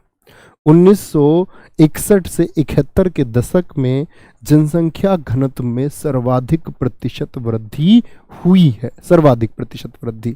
और यहां पर क्या वृद्धि हुई थी, क्या बोलोगे आप? नहीं जी, उसके मुकाबले जितना पहले बढ़ा उतना इस बार नहीं बढ़ा। थोड़े जागरूक तुम हुए। अच्छा, आगे आते हैं। हम बोलेंगे भैया 1106 व्यक्ति प्रति वर्ग किलोमीटर, इसका मतलब सॉरी ये आएगा बिहार में, ये लाइन शायद छूट गई है। बिहार में अगर हम बात करते हैं, बिहार में 1106 व्यक्ति प्रति वर्ग किलोमीटर है। और सबसे कम क्या बोलोगे, अरुणाचल में कितना जनघनत्व है? सारे दोस्तों से मैं पूछूं, जरा बताएंगे मित्र। अरुणाचल में आपका 17 व्यक्ति प्रति वर्ग किलोमीटर है, 17% प्रति, क्या बोलोगे, पर किलोमीटर स्क्वायर, प्रति वर्ग किलोमीटर, प्रति वर्ग किलोमीटर। ठीक है मित्र। तो सबसे ज्यादा किस में है? स्टेट में, बिहार में।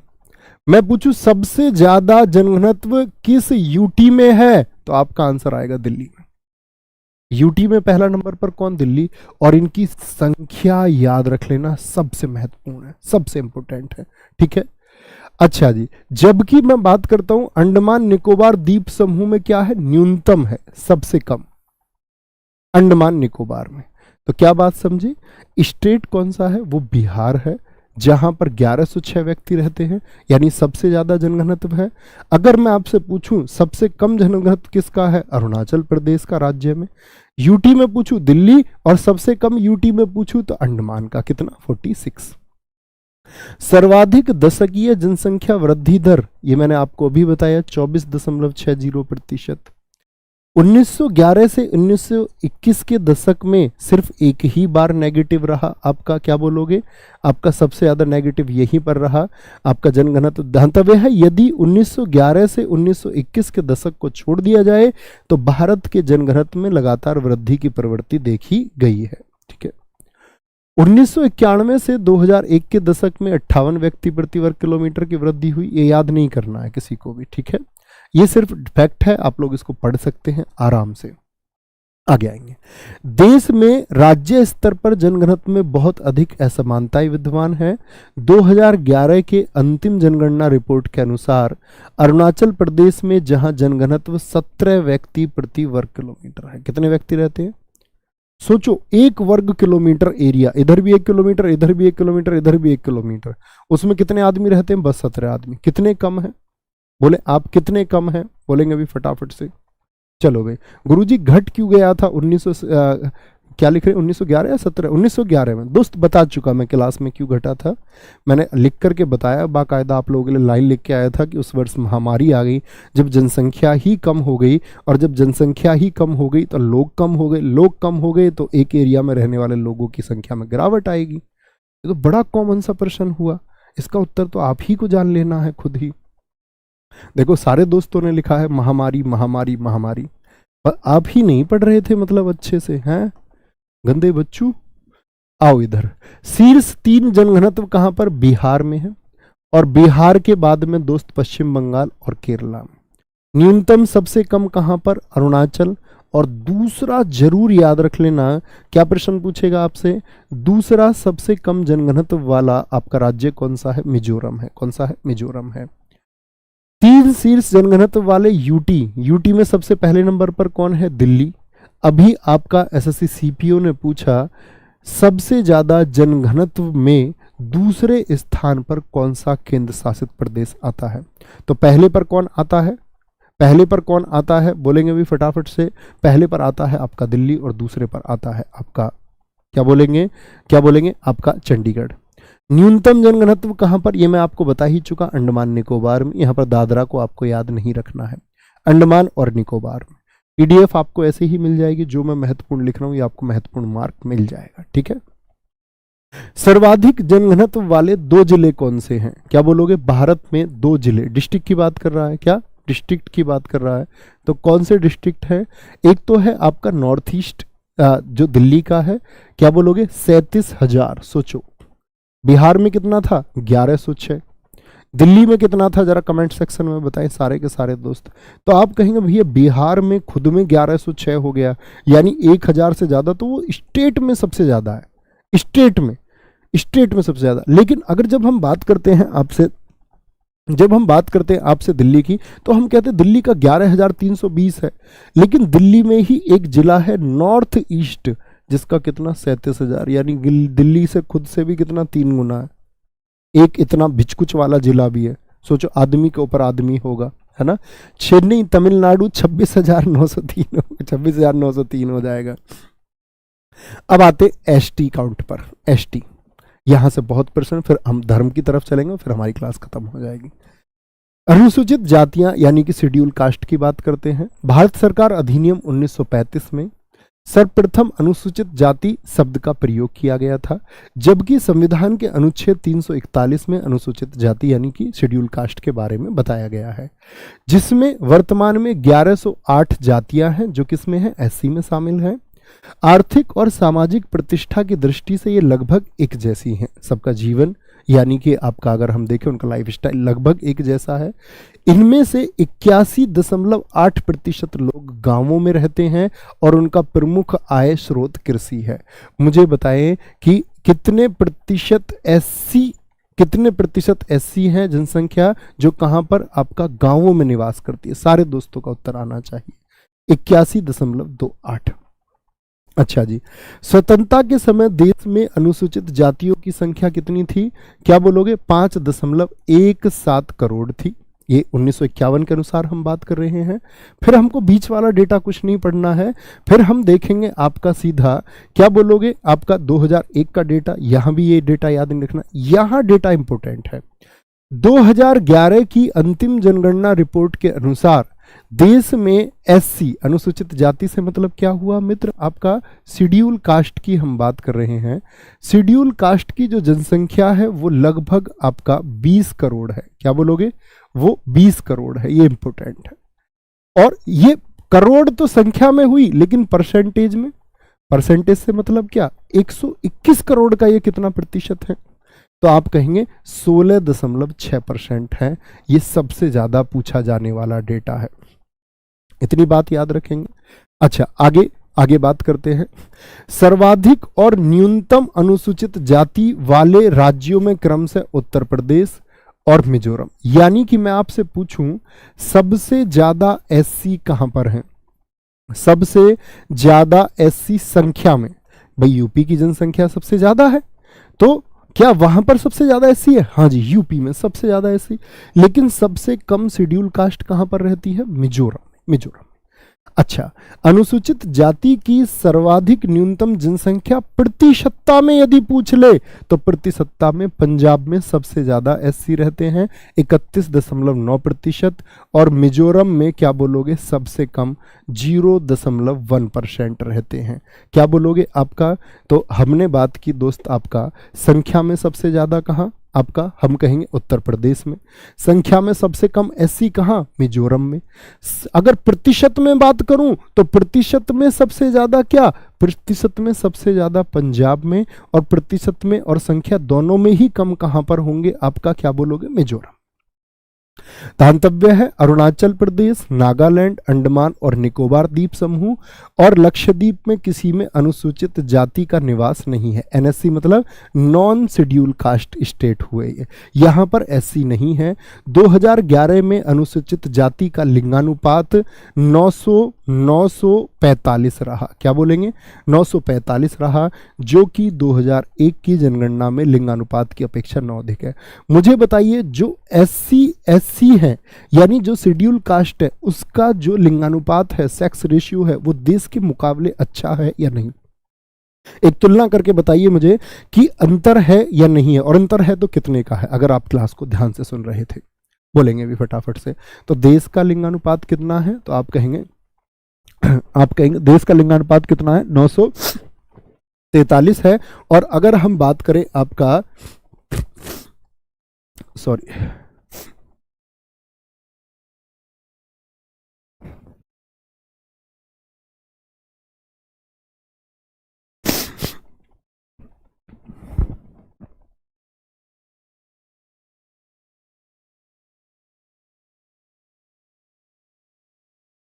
सारे मेरे दोस्तों ने लिख के बताया है कि 2 का अंतर है। कितने का अंतर है? 2 का अंतर है। आप सब लोगों ने बताया 2 का डिफरेंस है, ठीक है। पर यहां देखो, पुनः केरल सर्वाधिक और मिजोरम न्यूनतम अनुसूचित जाति लिंगानुपात वाला राज्य है और केंद्र शासित प्रदेश 15वीं जनगणना में रहा है। यानी सबसे ज्यादा कहां पर है आपके लिंगानुपात में भी? भाई केरल में कितना था? 1084 था लिंगानुपात। तो एससी का भी लिंगानुपात सबसे ज्यादा कहां पर है? वो केरल में ही, ठीक है। आगे आएंगे, ये उसका इंग्लिश ट्रांसलेशन है, पीडीएफ में आपको मिल जाएगा। अच्छा, सबसे ज्यादा आपको मुझे बताइए एससी परसेंटेज, एससी की बात कर रहे हैं, सबसे ज्यादा कहां पर है? ये आपका उत्तर प्रदेश में। उत्तर प्रदेश में, ये याद रखना है सिर्फ एक डेटा। सामान्य जनसंख्या में प्रतिशत की दृष्टि से 3 अनुसूचित जाति संख्या वाले यूटी कौन से हैं? यूटी किसमें बोल रहा है? आपका जनसंख्या में प्रतिशत की दृष्टि से, वहां है सिर्फ जनसंख्या की बात। तो परसेंटेज में सबसे ज्यादा पर कौन बताया मित्र? मैंने आपको पंजाब बताया। क्या बोलेंगे? पंजाब बताया। अब आते हैं सबसे कम कौन सा बताया था मैंने आपको? सबसे कम बताया था मैंने आपको मिजोरम। यहां पर कुल 1218 लोग हैं पूरे चिन्हित जो एससी में है। मैंने बताया 0.01% है आपका। क्या बोलो? सॉरी, 0.01 नहीं, 0.1% है। नागालैंड में कोई एससी नहीं है आपका। अरुणाचल प्रदेश में फिर यही आते हैं। अनुसूचित जाति की न्यूनतम जनसंख्या कहां पर है? मिजोरम में। यानी संख्या में पूछे और परसेंटेज में, तो क्या आ जाएगा उत्तर हमारा? तो क्या उत्तर आ जाएगा हमारा? हम कहेंगे मिजोरम और मिजोरम। ये कह रहे हो भैया क्या छोटे बच्चों की तरह? क्या करें भाई, मजबूरी है। क्या बोलोगे? आपका आदत होती है ना, कुछ छुटती नहीं है, खाना खा के कुछ रहता ही है अपने यहाँ पीछे साफ करने। वो छुटती नहीं है, वो कहीं से कहीं भी पहुंच जाओ वो तब भी नहीं छूटेगी। क्या बोलोगे? आपका मिजोरम है और आपका मिजोरम है। अच्छा, मैंने बोला संख्या में कौन? यूपी। और प्रतिशत में पूछे तो पंजाब है। कौन हो जाएगा? पंजाब हो जाएगा। अब ऐसे ही आते हैं आपका शेड्यूल ट्राइब्स पर, एसटी पर। वो हुआ शेड्यूल कास्ट, ये है शेड्यूल ट्राइब। मुझे बताइए, अब यहां पर तुलना करेंगे, देखना ध्यान से। मैंने आपसे बोला 15वीं जनगणना 2011 के अनुसार भारत में अनुसूचित जनजाति की जो संख्या है वो कितनी है? आपका 10 करोड़ 42 लाख है। एससी बताए देश में कितने हैं? एससी बताएं। जैसे मैंने बोला देश की कुल जनसंख्या 8.6% है। एसटी देश की जनसंख्या का 8.6% है। तो मैं अगर आपसे बात करूं, ये लो रुमाल मिल गया। हमारी टीम बहुत अच्छी है, थैंक यू।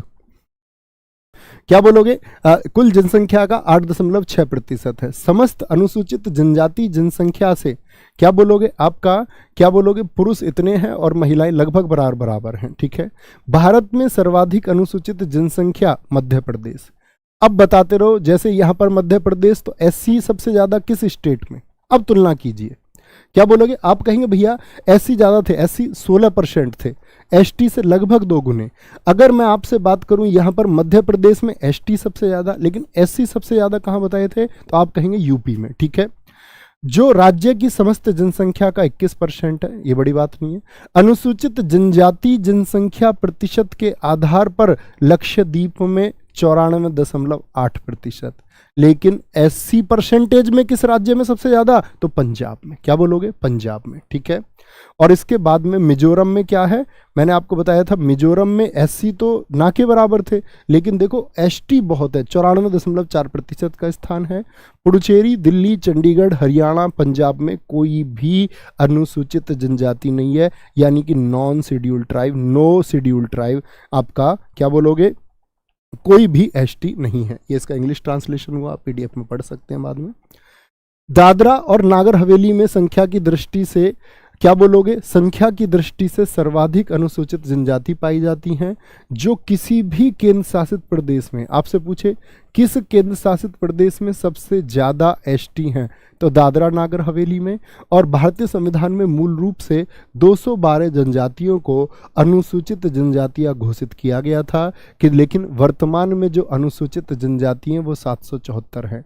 और मैंने बोला एससी में कितनी जनजातियां आएंगी, सॉरी एससी में जनजाति नहीं, एससी में कितनी जातियां आएंगी जिनको हम एससी काउंट करेंगे, अभी बताया था। निर्मल पारिक जी मेरे दोस्त, बहुत सारा प्यार, always and too much thank you. आगे आएंगे जी। 2011 में अनुसूचित जनजाति का जो लिंगानुपात है वो 990 है। बोलो देश के लिंगानुपात से कितना बेहतरीन, पूरे देश की ओवरऑल। ये कौन लोग हैं जो फिर लिंगानुपात बिगाड़ रहे हैं देश का? ये कौन है जो बेटियों के जन्म को सराहा नहीं रहे हैं? तो क्या बोलोगे कितना ज़्यादा देश के लिंगानुपात से? तो आप कहेंगे भैया ये तो बड़ी काबिल तारीफ बात हो गई, तो 990। 2001 में भी 978 था और अब 12 बढ़ गया। और देखो जनजातियों में सर्वाधिक लिंगानुपात गोवा में तो 1046 है, और सबसे कम जम्मू कश्मीर में भी 924 है। क्या बोलोगे? 924। बहुत सारे दोस्तों ने लिखा भैया कितने का अंतर लिख रहे हैं? 47 का अंतर है। बहुत बढ़िया, 47 का अंतर है, 47 का अंतर है। सबसे ज्यादा, अब मैंने बोला अनुसूचित जनजाति कहां पर है, एसटी सबसे ज्यादा कहां पर? मध्य प्रदेश में है, ठीक है। सामान्य जनसंख्या में प्रतिशत की दृष्टि से अगर हम बात करें, लक्षद्वीप में सबसे ज्यादा है। क्या बोलोगे? लक्षद्वीप में सबसे ज्यादा है। इस प्रकार देश में अनुसूचित जाति और अनुसूचित जनजाति की संयुक्त प्रतिशतता, क्या बोलोगे, अगर दोनों को मैं जोड़ दूं तो कितने प्रतिशत है? एससी और एसटी दोनों को यदि मिलाकर के बात करें तो देश की जनसंख्या का 25%, यानी कि 1/4 मैं कह सकता हूं या नहीं? 1/4 जनसंख्या है कि नहीं, बताएंगे जरा।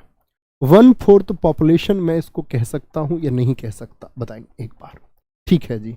अब आते हैं धर्म आधारित जनगणना पर, और एसएससी ने कैसे कैसे क्वेश्चन पूछे मैं आपसे बताऊंगा।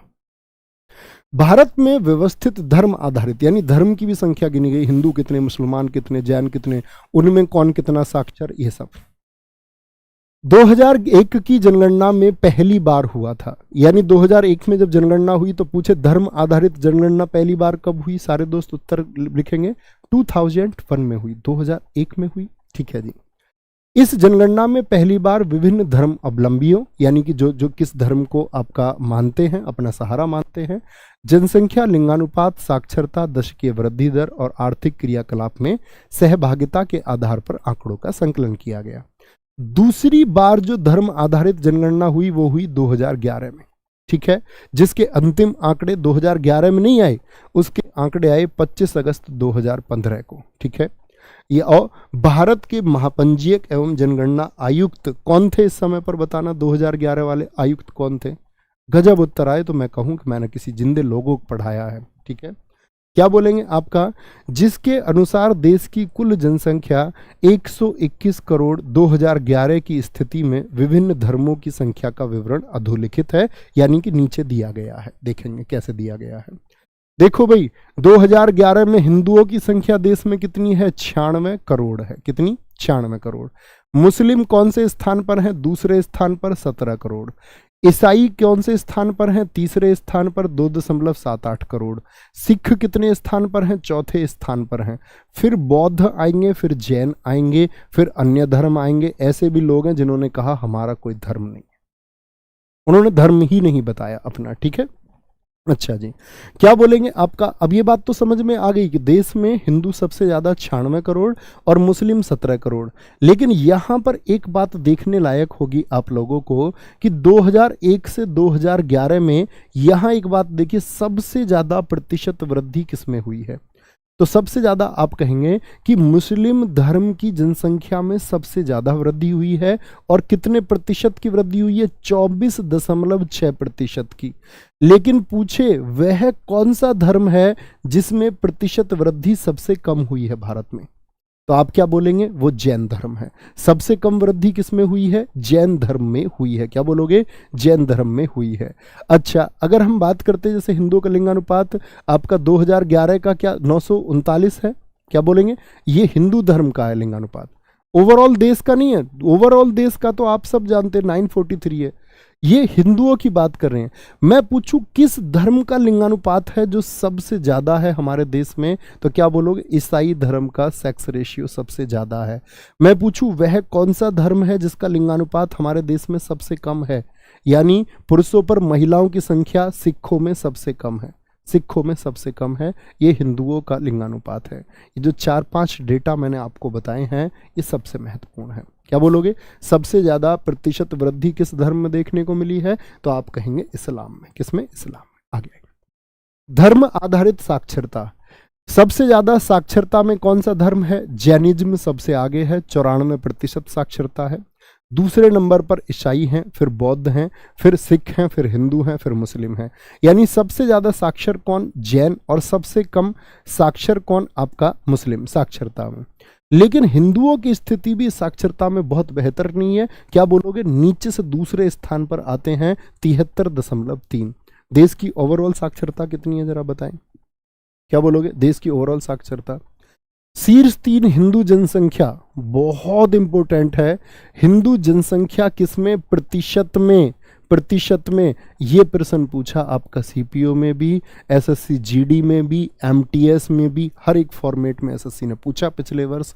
वह कौन सा राज्य है जिसमें हिंदू जनसंख्या, कौन सी हिंदू जनसंख्या प्रतिशत में सबसे ज्यादा है? तो हिमाचल प्रदेश में। अगर प्रतिशत की बात ना करें तो और वैसे पूछ ले संख्या सबसे ज्यादा, फिर आप कहेंगे यूपी में है। किसमें है? फिर तो यूपी में है। किसमें? यूपी में है। परसेंटेज में यदि पूछे, और पूछेगा परसेंटेज में, सीधी सी बात है, तो क्या बोलेंगे? हिमाचल प्रदेश में। शीर्ष 3 हिंदू जनसंख्या वाले यूटी कौन से हैं? तो यूटी में किसमें? दादरा नागर हवेली में सबसे ज्यादा हिंदू हैं, 93.93% हैं। ठीक है। न्यूनतम 3 हिंदू जनसंख्या वाले यूटी कौन कौन से हैं? मिजोरम में सबसे कम, मिजोरम में सबसे कम हिंदू हैं, प्रतिशत में 2.75। अब आते हैं शीर्ष 3 मुस्लिम जनसंख्या वाले राज्य कौन से हैं? तो लक्षद्वीप है आपका। लक्षद्वीप क्या यूटी की स्टेट? तो आप बोलेंगे यूटी। ठीक है। और जम्मू कश्मीर क्योंकि 2011 में क्या था? स्टेट था। तो वह कितनी बार ना जाने पूछा गया है, वह कौन सा राज्य है जिसमें मुस्लिम जनसंख्या प्रतिशत में ज्यादा है? तो जम्मू कश्मीर। और वह कौन सा यूटी है जिसमें मुस्लिम जनसंख्या प्रतिशत में ज्यादा है? तो कहेंगे भाई साहब लक्षद्वीप। ठीक है। न्यूनतम 3 सबसे कम मुस्लिम पॉपुलेशन किसमें है? मिजोरम में है। और सबसे कम मुस्लिम पॉपुलेशन परसेंटेज में बताई गई है, ये मिजोरम में है। ठीक है। ईसाई सबसे ज्यादा किस स्टेट में है मैं आपसे पूछूं? परसेंटेज में, प्रतिशत में नागालैंड में है। और सबसे कम ईसाई कहां पर है? बिहार में है। क्या बोलोगे? सबसे कम ईसाई जो धर्म है वहां के लोग किस राज्य में है? तो आप कहेंगे बिहार में है। एक एक डेटा याद रखना इन सब का। शीर्ष 3 सिख जनसंख्या सबसे ज्यादा सिख कहां पर है? आपका पंजाब में है, 57.69। क्या बोलोगे? सबसे ज्यादा पंजाब में है। ठीक है। अच्छा, अब यहां देखिए, अगर मैं बात करूं भारत में धर्म अनुसार जनसंख्या की दशकीय संवृद्धि दर क्या रही है? अगर मैं बात करूं हिंदू की, अगर हम बात कर रहे हैं आपसे, तो कुल जनसंख्या कितनी रही आपका? क्या बात करोगे? 16.6। ये क्या है? एक दशक में कितनी वृद्धि दर हुई है? 2011 से 11 तक कितना परसेंटेज चेंज हुआ? तो सबसे ज्यादा चेंज किस में हुआ? आप लोग बोलेंगे कि भैया मुस्लिम धर्म में सबसे ज्यादा वृद्धि देखने को मिली। कितना? 24.6। 24.6। ठीक है। आगे आएंगे। क्या बोलेंगे? शीर्ष 3 बौद्ध जनसंख्या वाले राज्य कौन से हैं? सर जी लैंग्वेज भी बता देना। नहीं, लैंग्वेज दोस्त जनगणना में नहीं आती, पूरी दुनिया को थोड़ी गिन लेंगे हम जनगणना में, ठीक है? क्या बोलेंगे? शीर्ष 3 बौद्ध जनसंख्या वाले राज्य कौन कौन से हैं? सबसे ज्यादा बौद्ध कहां पर है? सिक्किम में। क्या बोलोगे? सिक्किम में। सबसे ज्यादा जैन किस में है आपका? क्या बोलोगे? महाराष्ट्र में। और यूटी पूछे तो दिल्ली, यूटी पूछे तो किस में? आपका दिल्ली में सबसे ज्यादा जैन है, जैन है। अब यहां पर देखें, बड़े ध्यान से पढ़ना इस बात को, ये ग्रामीण का डेटा है। वर्ष 2011 की जनगणना के अंतिम परिणाम 30 अप्रैल 2013 को जारी किए गए। जनसंख्या के शहरी व ग्रामीण क्षेत्रों में वितरण के अनुसार जनगणना आयुक्त चंद्रमौली के साथ यह आंकड़े गृह सचिव आपसे पूछे 2011 की जनगणना के अनुसार आपका जब वो गणना हुई तो आपका कौन होम सेक्रेटरी थे? तो आर.के. सिंह थे। 2011 को नई दिल्ली में जारी किए गए। इन्हीं आंकड़ों में कुछ फेरबदल करके 2014 के परिवर्तन को शामिल करने के बाद अंतिम आंकड़े जारी किए गए। क्या आंकड़े थे कि देश में कितनी जनसंख्या है? 121.08 करोड़, जिसमें से 37 करोड़ लोग तो रहते हैं शहरों में, और शेष कितने 83.37 करोड़ कहाँ लोग रहते हैं? आपका ग्रामीण क्षेत्रों में रहते हैं। क्या बोलोगे? इस प्रकार देश की कुल जनसंख्या में शहरी जनसंख्या कितनी है अब? 31.16%, और जबकि 68.84% जनसंख्या अब भी कहां पर? गांवों में निवास करती है। तो अपनी कॉपी पर नोट करिए, गांवों का परसेंटेज कितना? 68.84, और शहरी परसेंटेज कितना? 31.16। अब एक क्वेश्चन पूछूंगा, ठीक है? इससे पूर्व 2001 की जनगणना के अनुसार देश में शहरी व ग्रामीण जनसंख्या का वितरण, इसको भूल जाइए, पुराना हमको नहीं पढ़ना है डेटा, ठीक है? पुराना कुछ डेटा नहीं पढ़ना। जो आपको पढ़ाना था कि आपका कि भाई कितने परसेंट हैं गांवों में, तो आप कहेंगे कितना? शहरों में 31.16%, और आपका गांवों में अगर बात करें तो बाकी 100 में से भी घटा सकते। कोई एक डेटा पढ़िए, 100 में से घटा लीजिए। अब देखो जनसंख्या क्या है। ग्रामीण की जनसंख्या कितनी बताई मैंने आपको? देखना आप क्वेश्चन क्या पूछा इसी बार एसएससी सीजीएल मेंस में। ग्रामीण की जनसंख्या ये 2001 की है, हमें इससे कोई लेना देना नहीं। मैंने आपको बताया, यहां देखना 121 करोड़ में शहरी कितने हैं? 31.16, और ग्रामीण कितने? 68.84। सॉरी, सीजीएल में सीपीओ में पूछा गया था आपका, सीजीएल में प्रश्न वो पूछा गया था अंतर वाला, राजस्थान का, ठीक है? यहां पर देखना ध्यान से, तो 121 का अगर मैं बोलूं 68% कितना हो गया? ये करोड़ में है, 83.37 करोड़ हो गया, ये 37.71 करोड़ हो गया, ठीक है? ये बात याद रखोगे या नहीं? 121 का अगर कभी करोड़ में पूछ ले तो 83 करोड़ लोग रहते हैं गांवों में, और शहरों में रहते 37 करोड़, ठीक है? आगे आएंगे, कोई दिक्कत कोई परेशानी? एक बच्चा कह रहा गुरुजी ये इतना सारा पढ़ा दिया, ये सब उलट पुलट हो रहा। आप क्या समझ रहे थे जनगणना का एक ही डेटा तुमको दे दूं कि केरल सबसे पढ़ा लिखा, बस वो वाला डेटा तुमको चाहिए था? मुझको नहीं पता था दोस्त आप इतने बुद्धू छात्र भी हो सकते हैं। ये कौन सी बात हुई? जो डेटा है वो तो पढ़ना ही पड़ेगा। ये कैसी मूर्खता का परिचय तुमने दिया? मैंने अभी एक बच्चे कमेंट करा, कह रहा है कि बच्चे प्रश्न देखोगे तो बेरोजगार रह जाओगे, और बेरोजगार रहने का कारण क्या है कि ये नहीं पता पढ़ना क्या है। और हम लोग 4 लाइन पढ़ के अगर सफल होना चाहते हैं तो इसका मतलब हम सफलता के मायने नहीं समझते थे कि उसके लिए कितना संघर्ष करना होता है। तो मेरे दोस्त, एक बात होती है ग्राहक के लिए, तो इसीलिए मैं बोलता हूं जागो ग्राहक जागो की जगह जागो छात्रों जागो। असफल छात्रों की संख्या प्रतिशत में ज्यादा होती है, सफल छात्रों से हमेशा ज्यादा होती है और हमेशा ज्यादा रहेगी। बात यह है कि आप उस न्यूनतम प्रतिशत सफल छात्रों के प्रतिशत में खुद को पहुंचा पाओगे या नहीं पहुंचा पाओगे। अगर तुम सफल छात्रों के प्रतिशत में खुद को पहुंचा पाते हो तो इसके लिए तो मित्र अध्ययन करना होगा। और आपको लगता है कि बिगर अध्ययन करे आप वहां पहुंच जाओगे और चंद 4 लाइन या 2 पेज याद करके पहुंच जाओगे, तो नहीं पहुंचोगे, बीच में कहीं अटक के रह जाओगे। इसलिए हमेशा मेहनत करनी है।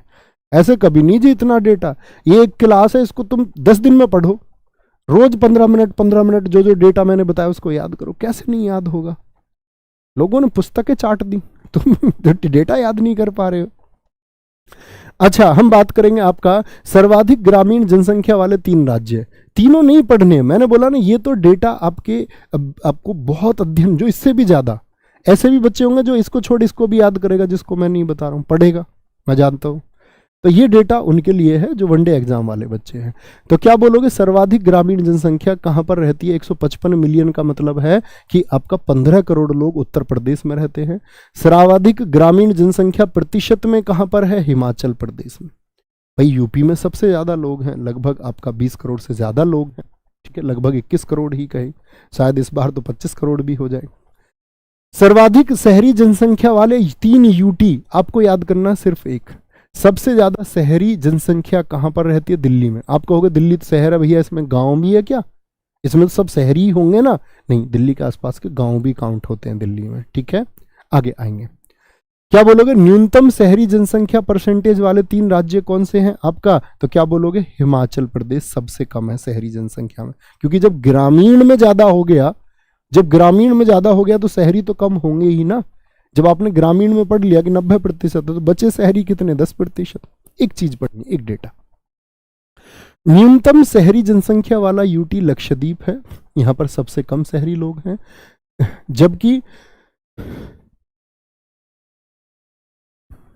जबकि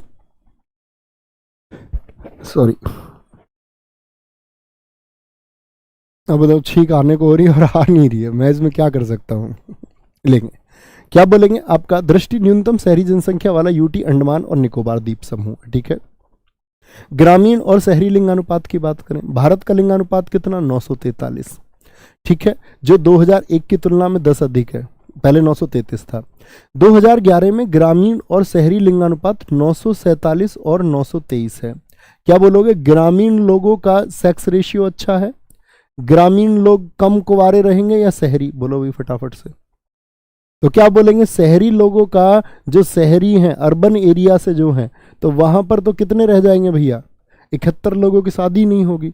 गांवों में तो कितने रह जाएंगे? गांव में 53 रह जाएंगे, कोई दिक्कत नहीं, ठीक है। तो क्या बोलेंगे, गांवों का जो लिंगानुपात है वो भारत के ओवरऑल लिंगानुपात से बेहतर है। ये बात ही हमने अभी की थी। क्या बोलोगे, पहले 2011 में 943 है आपका, ग्रामीण 949 पर है और शहरी 929 पर। ये वही डेटा है, सेम। अच्छा, ग्रामीण और शहरी लिंगानुपात की दृष्टि से सर्वाधिक लिंगानुपात वाले राज्यों में केरल, ये वो प्रश्न है जो आपका सीपीओ ने पूछा कि आपका, उसने पूछा है ग्रामीण और शहरी लिंगानुपात में वह कौन सा है, ग्रामीण में कौन सा आपका है राज्य जो पहले स्थान पे? तो केरल है, ठीक है। और शहरी में कौन है आपका? तो कौन है, क्या बोलोगे आपका? भैया केरल है, 1091 है। लेकिन न्यूनतम किसका है? तो जम्मू और कश्मीर का 840 और हरियाणा का 880। हरियाणा का ओवरऑल सेक्स रेशियो सबसे कम था, 879, याद है, 879 था, ठीक है। संघीय क्षेत्र में अधिकतम ग्रामीण और शहरी लिंगानुपात दोनों ही पुडुचेरी में सबसे ज्यादा है। क्या बोलोगे आपका? किसमें? संघीय क्षेत्रों में। संघीय से मतलब क्या हुआ? अभी तक हमने बात की स्टेट की, स्टेट में आपका क्या बोला मैंने? स्टेट में सबसे ज्यादा केरल में है। लेकिन हम बात करें आपका यूटी में, तो पुडुचेरी में सबसे ज्यादा है। लेकिन यूटी में मैं कम से कम ग्रामीण लिंगानुपात की बात करूं तो चंडीगढ़ में है, और शहरी की बात करूं तो दमन और दीव में। ये छोड़ सकते हैं डेटा आप, ठीक है। ये वही डेटा रहा जो हमने अभी बात की है। अच्छा, अब बात करते हैं देश के राज्यों में सर्वाधिक शहरी साक्षरों की संख्या सबसे ज्यादा कहां पर है? महाराष्ट्र में सबसे ज्यादा, ठीक है। एक शायरी सुना देंगे लेकिन अंत में, ठीक है। हालत खराब है तो उसको खत्म करते हैं अभी। देश के राज्यों में सर्वाधिक ग्रामीण साक्षर कहां पर है? उत्तर प्रदेश में। ये बहुत इंपॉर्टेंट है। ग्रामीण साक्षर सबसे ज्यादा कहां पर, और शहरी साक्षर सबसे ज्यादा कहां पर? शहरी साक्षर समझ रहे हो? शहर में रहने वाले साक्षर लोगों की संख्या। शहरी क्षेत्रों में 2011 में साक्षरता दर कितनी है? 84.1, जिसमें पुरुष साक्षरता दर 88.8 और महिला साक्षरता दर 79.1 है। यूटी की बात करें तो सर्वाधिक शहरी, ग्रामीण और आपका शहरी दोनों ही कहां पर हैं? दिल्ली में है। 2011 में सर्वाधिक साक्षरता वाले साक्षरता वाले राज्य जो हैं वो कौन कौन है? केरल है, लक्षद्वीप है, आपका त्रिपुरा है, अंडमान निकोबार है और मिजोरम है। ठीक है। 2011 में सर्वाधिक साक्षरता वाला यूटी जो है वो मिजोरम, त्रिपुरा और आपका केरल, त्रिपुरा, लक्षद्वीप और हिमाचल प्रदेश है। 2011 में ग्रामीण क्षेत्र में न्यूनतम साक्षरता किसमें है? वो आंध्र प्रदेश में। किसमें है? वो आंध्र प्रदेश में। ठीक है। क्या बोलेंगे आपका? ये मैं कह रहा हूं कि आपको बहुत परीक्षा की दृष्टि से बहुत महत्वपूर्ण नहीं है ये, इसको आप छोड़ सकते हैं वनडे एग्जाम के लिए। कोई आपका लोक सेवा आयोग देना जाए तो वो जरूर पढ़ के जाए इसको। 2011 में शहरी और ग्रामीण न्यूनतम साक्षरता वाले केंद्र शासित प्रदेश कौन कौन से हैं? आपका दिल्ली और दादरा नगर हवेली है। ठीक है। अब आते हैं सर्वाधिक और न्यूनतम पुरुष और महिला साक्षरता वाले राज्य। केरल में सबसे ज्यादा है ग्रामीण का। क्या बोलोगे? केरल में महिलाओं का भी और पुरुष का भी सबसे ज्यादा है। ठीक है। लेकिन शहरी में बात करेंगे तो कौन हो जाएगा? मिजोरम और मिजोरम हो जाएंगे। न्यूनतम साक्षरता महिलाओं की कहां पर है? राजस्थान में है। और सबसे ज्यादा अंतर भी कहां बताया था? बोलो भाई फटाफट से। सबसे ज्यादा पुरुष साक्षरता और महिला साक्षरता में अंतर भी कहां पर बताया था मैंने आपको? एक बार बोल के बता दो। तो आप कहेंगे राजस्थान में बताया था।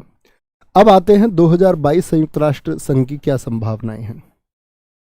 2022 रिपोर्ट के अनुसार विश्व में सर्वाधिक जनसंख्या वाला देश बना भारत। 2022 के अनुसार कि भारत बन गया है। भारत अब विश्व में सर्वाधिक जनसंख्या वाला देश हो गया है। ये संभावनाएं हैं।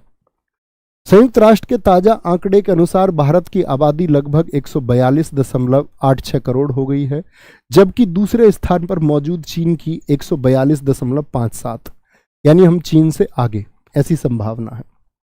ठीक है। क्योंकि चाइना अपनी पॉपुलेशन पर कंट्रोल कर चुका है और हमारे देश में अभी अगर पॉपुलेशन कंट्रोल की बात करें कि कल देश में इतनी जनसंख्या होगी, अभी बहुत सारे वर्ग धरने पर बैठ जाएंगे। क्या बोलेंगे? तीसरे नंबर पर अमेरिका का है जिसकी आबादी 34 करोड़ है।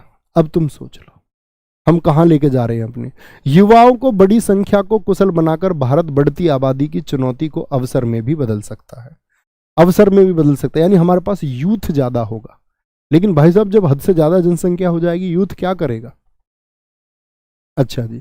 संयुक्त राष्ट्र की रिपोर्ट के अनुसार बीते 15 नवंबर को वैश्विक आबादी 8 अरब से अधिक हो गई है, यानी पूरी दुनिया जो है 800 करोड़ से ज्यादा लोग हो गए हैं पूरी दुनिया में। 1950 में भारत की जनसंख्या 36.1 करोड़ थी।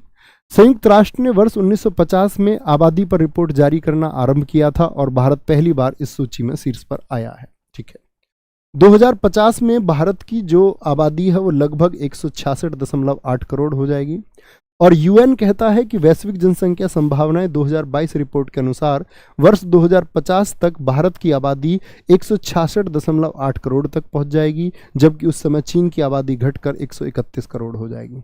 क्यों भैया? चीन अपनी पॉपुलेशन कंट्रोल कर रहा है, पॉपुलेशन पर कंट्रोल कर रहा है, तो वहाँ बूढ़े ज़्यादा हो रहे हैं, जवान कम हो रहे हैं। बूढ़े ज़्यादा हैं तो बूढ़ऊ लोग ज़्यादा मर जाएंगे चाइना के, और जब चाइना के बूढ़े लोग मर जाएंगे उसके पास यानी कि यंग जो पावर है वो कम है हालांकि चाइना के पास में, लेकिन वो कंट्रोल कर रहा है धीरे धीरे। जनसंख्या कम करनी जरूरी है ही।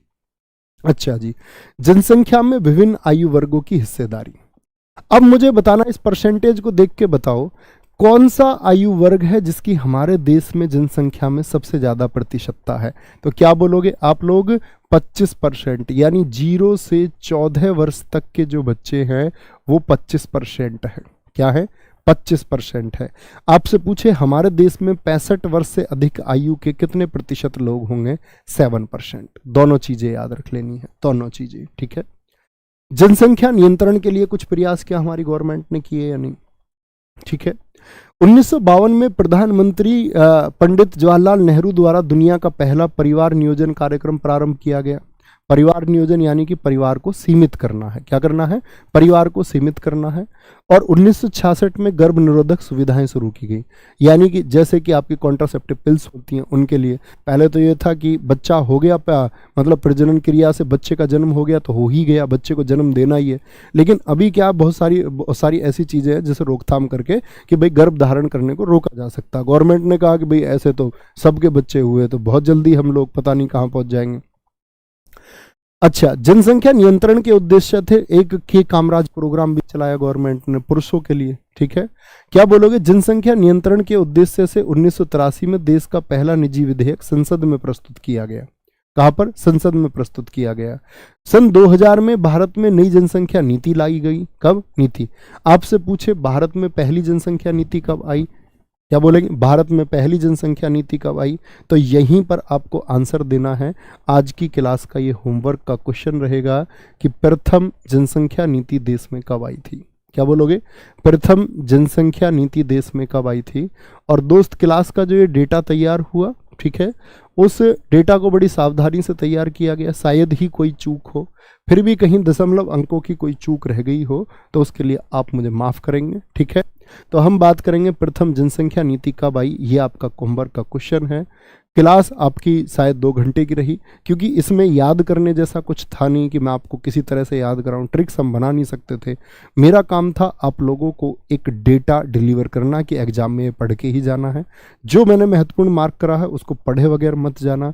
जो जो मैंने याद करने के लिए एक एक कहा है, स्लाइड बहुत सारी हो सकती है, लेकिन आपको याद करने के लिए मैंने बहुत कम दिया है कि आपको क्या पढ़ना है। शायद जितनी यहाँ पर डेटा हम लेकर आए उसका शायद 5% ही मैंने तुमसे याद करने को कहा है। तो उस डेटा, विशाल डेटा को देख के नहीं घबराना है। आपको क्या पढ़ना है वो आपको पता होना चाहिए। पत्थर है तेरे हाथ में या कोई फूल है? बोलो पत्थर है तेरे हाथ में या कोई फूल है? पत्थर है तेरे हाथ में या कोई फूल है? अगर तू कबूल है तो फिर तेरा सब कुछ कबूल है। तो ख्याल रखिए अपना बहुत सारा। वीडियो के बाद में ज़रूर लिखें दोस्त ये, और वीडियो के बाद में क्या, जब जब आप परीक्षा देंगे तब तब इस कक्षा की याद आपको आएगी। प्रॉमिस करता आपका भाई आपसे। तो बाद में आपका अपने कीमती समय से 2 सेकंड लिखना ना भूलें। Thank you, bye bye, take care. जय हिंद, जय भारत, जय मां सरस्वती, नमस्ते। और हाँ दोस्त, एक बात और, एक सूचना और देनी थी। आप सब लोगों को पता है कि कल मेरी क्लास होनी थी, ठीक है, आर्ट एंड कल्चर की, शाम 3 बजे। तो उसको हम 7 तारीख को शाम 7 बजे लेंगे, ठीक है। 7 तारीख को शाम 7 बजे लेंगे, क्योंकि कल मैं उस अवस्था में नहीं हूँ। मैं अभी भी दोस्त आपका जो हो सकता है ना, इंजेक्शन लगवा के, ठीक है, दवाई लेके, पेन किलर लेके, सब कुछ लेके मैं खड़ा हूँ। और कोई दिक्कत नहीं हुई है क्लास लेने में कि भी तुम ये सोचो जी बहुत संघर्ष किया। संघर्ष कुछ नहीं है, मज़े मज़े में क्लास हुई, कोई परेशानी नहीं है। और शायद क्योंकि फिर गागर में सागर शुरू हुआ, वो इम्पैक्ट होगा अगर मैं कल क्लास लूँगा लगातार, फिर शायद तबीयत और ख़राब हो जाए। तो इसीलिए कल का एक गैप रखते हैं। मैं 7 तारीख की शाम को आपकी वो क्लास लूँगा ज़रूर, शाम 7 बजे। आर्ट एंड कल्चर सभी परीक्षाओं के लिए महत्वपूर्ण, ऐसे ही इंपॉर्टेंट डेटा उसमें रखेंगे, सब कुछ नहीं। तो ख्याल रखिए अपना बहुत सारा। जय हिंद, जय भारत, नमस्ते।